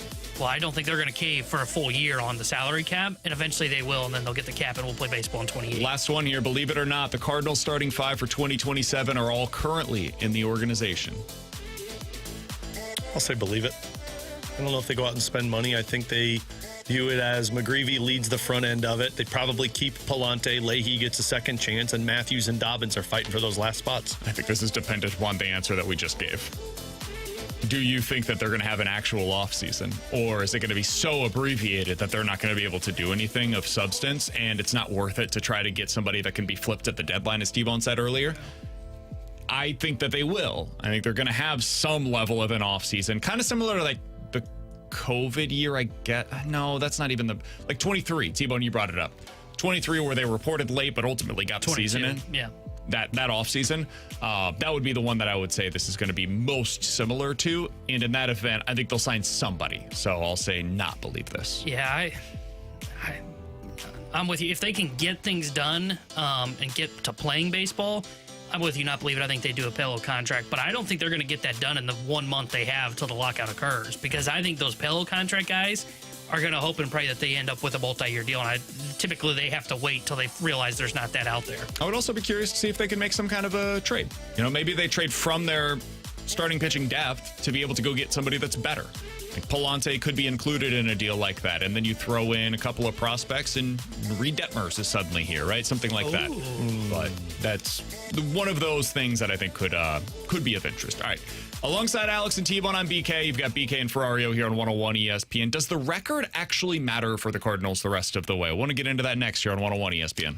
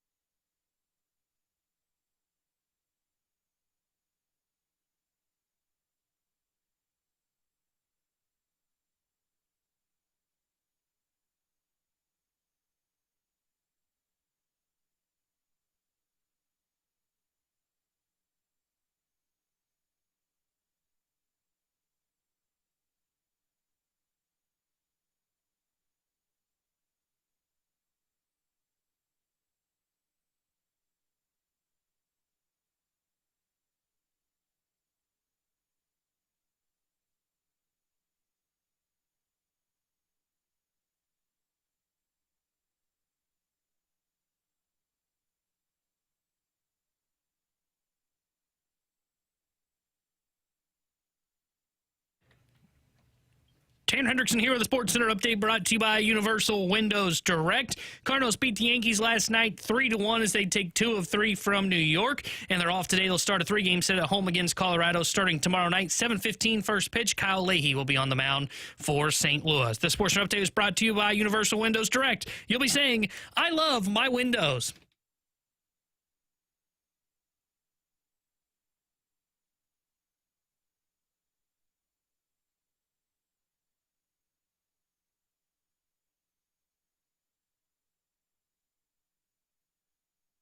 Did you guys know the Cardinals just took 2 out of 3 in New York against the Yankees? Yeah, Did you they're know that? back. That happened. Back. They've now won 3 of their last 4 games. Playoffs, T-Bone.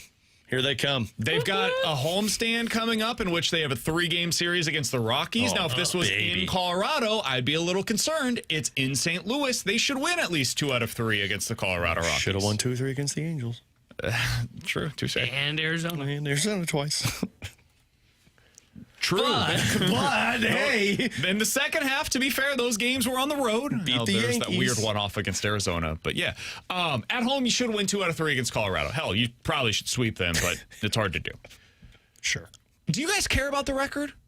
Like, does it matter at all if they finish with 85 wins or 75 wins? Is there a difference for you in how you're feeling coming out of the season, barring them like completely collapsing or making it to the playoffs? Well, yeah, I want a great draft pick, so I'd like to see. If we're going to get angry at the Blues for going on a winning streak at the end of the season, then you should be at the Cardinals. Okay, hold on. First off, pause.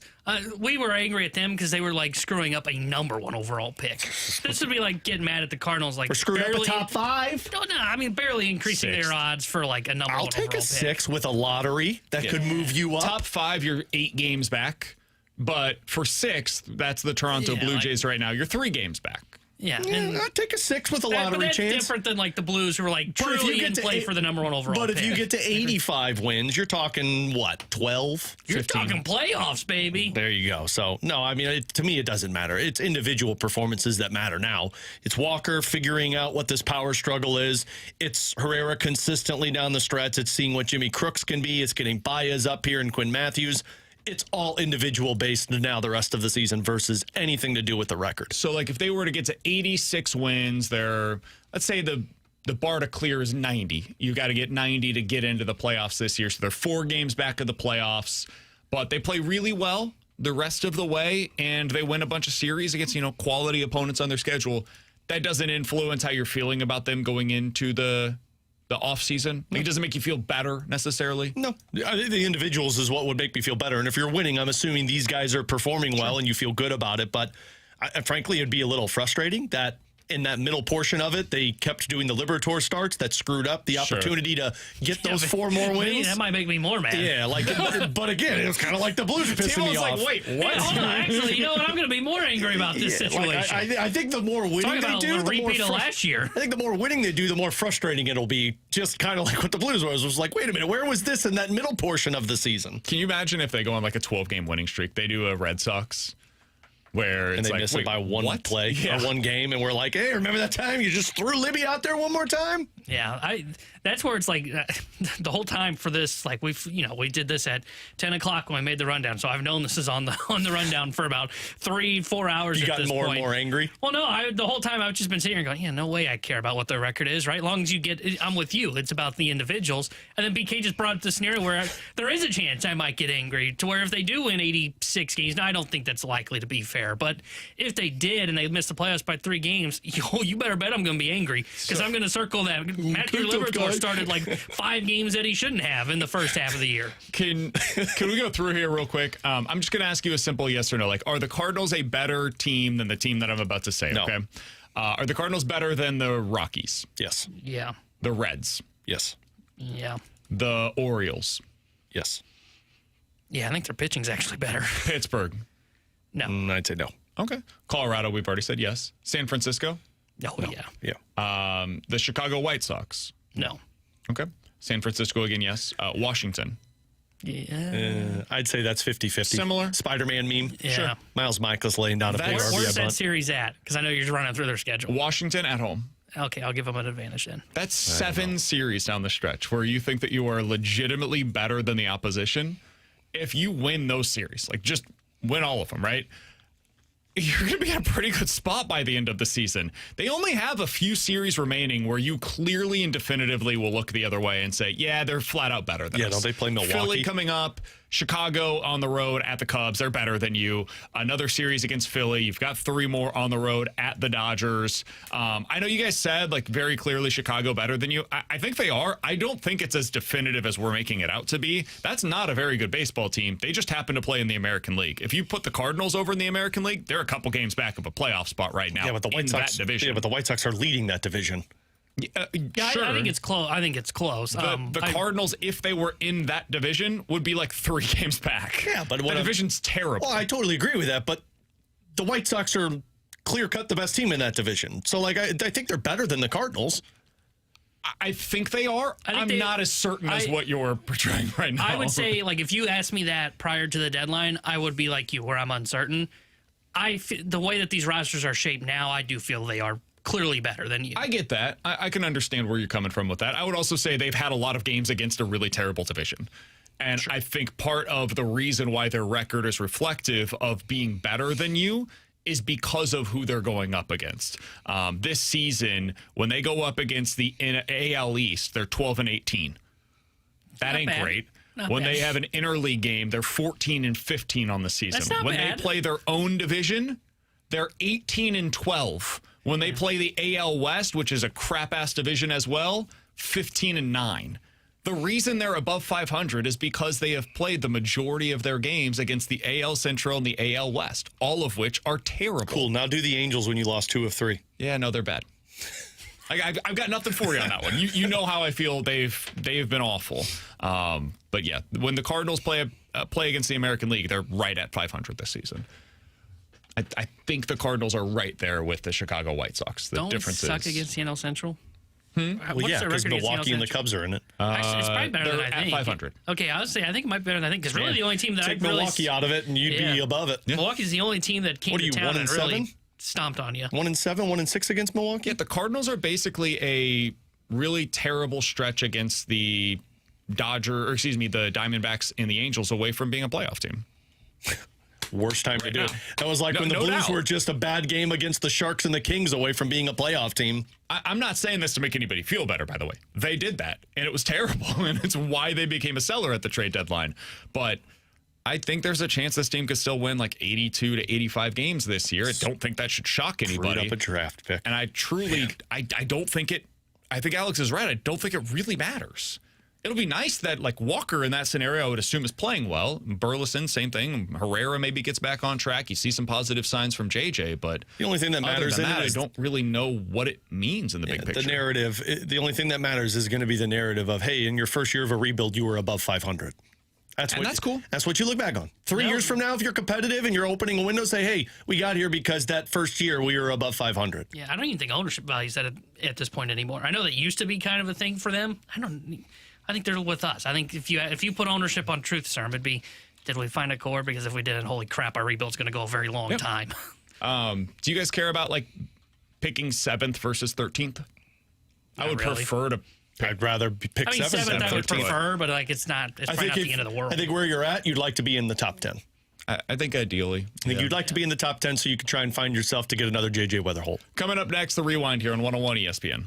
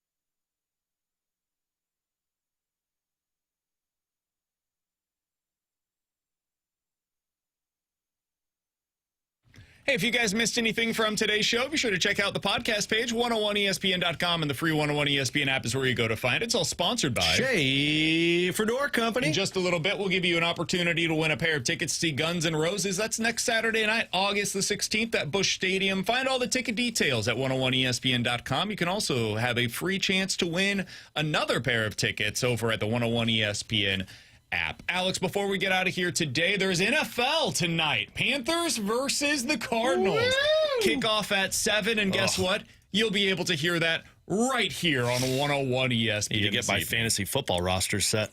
God, man. I can't believe we're almost there. Like a month away from the start of the NFL season. Happy we're almost there. Cardinals off tonight, back in action tomorrow against the Colorado Rockies. Probably a good thing because I don't think they'd be playing a game tonight here in St. Louis anyways. So we'll be sure to preview I heard it was going to rain tomorrow, though, all day. For you guys tomorrow here on Brandon. BK and Ferrario. 101 ESPN has your shot to score a pair of single-day passes for the BMW Championship. That's coming up on August the 18th at Bellerive. That pair of passes will also include access to the Trophy Club, and that's presented by Michelob Ultra. Find your chance to win at 101ESPN.com or the 101 ESPN app. Before we get out of here today, Mason McTavish, he's looking pretty good on the Instagram, Alex. Looking ripped if it's not AI. Yeah. Shredded? Yeah, yoked. That's great. That's what the kids say. He's got Riz. If you missed any of our show, we talked about Andre Pallante, answered the age-old question, is he actually good? Some are wondering. Also, yesterday was the kind of day that the Cardinals can dream about in their minor league system. All of that and so much more on the podcast page later on this afternoon. Especially BK talking about Pete Crow Armstrong and if we can continue to keep banging him or if we're going to move on from that. So check that out. You can find the full show from today at youtube.com/101ESPNSTL. Who you got, Alex? Panthers or the Cardinals? Panthers, because Carson Beck's not going to do anything good. I'll go Panthers. I got to be a deeper organization. The odds for tonight, preseason action NFL game. Panthers are a 1.5-point favorite. Woo! Give me the Cardinals on the money line and the over 34.5. Over under how many players I will recognize on these rosters? Like 5. First off, you're betting on this game, seek help. Earlier today, your money. T-Bone mentioned that there is somebody who is allowing their audience members, their fans, an opportunity to call the plays for the first drive of a football game. Who is it? Who's allowing that to happen? If you're texter number 101 with the correct answer to that question, you are going home with a pair of tickets to see Guns N' Roses next Saturday night at Busch Stadium. For Alex and T-Bone, I'm BK. We will talk to you guys tomorrow at 11 a.m. The Fast Lane's next here on 101 ESPN.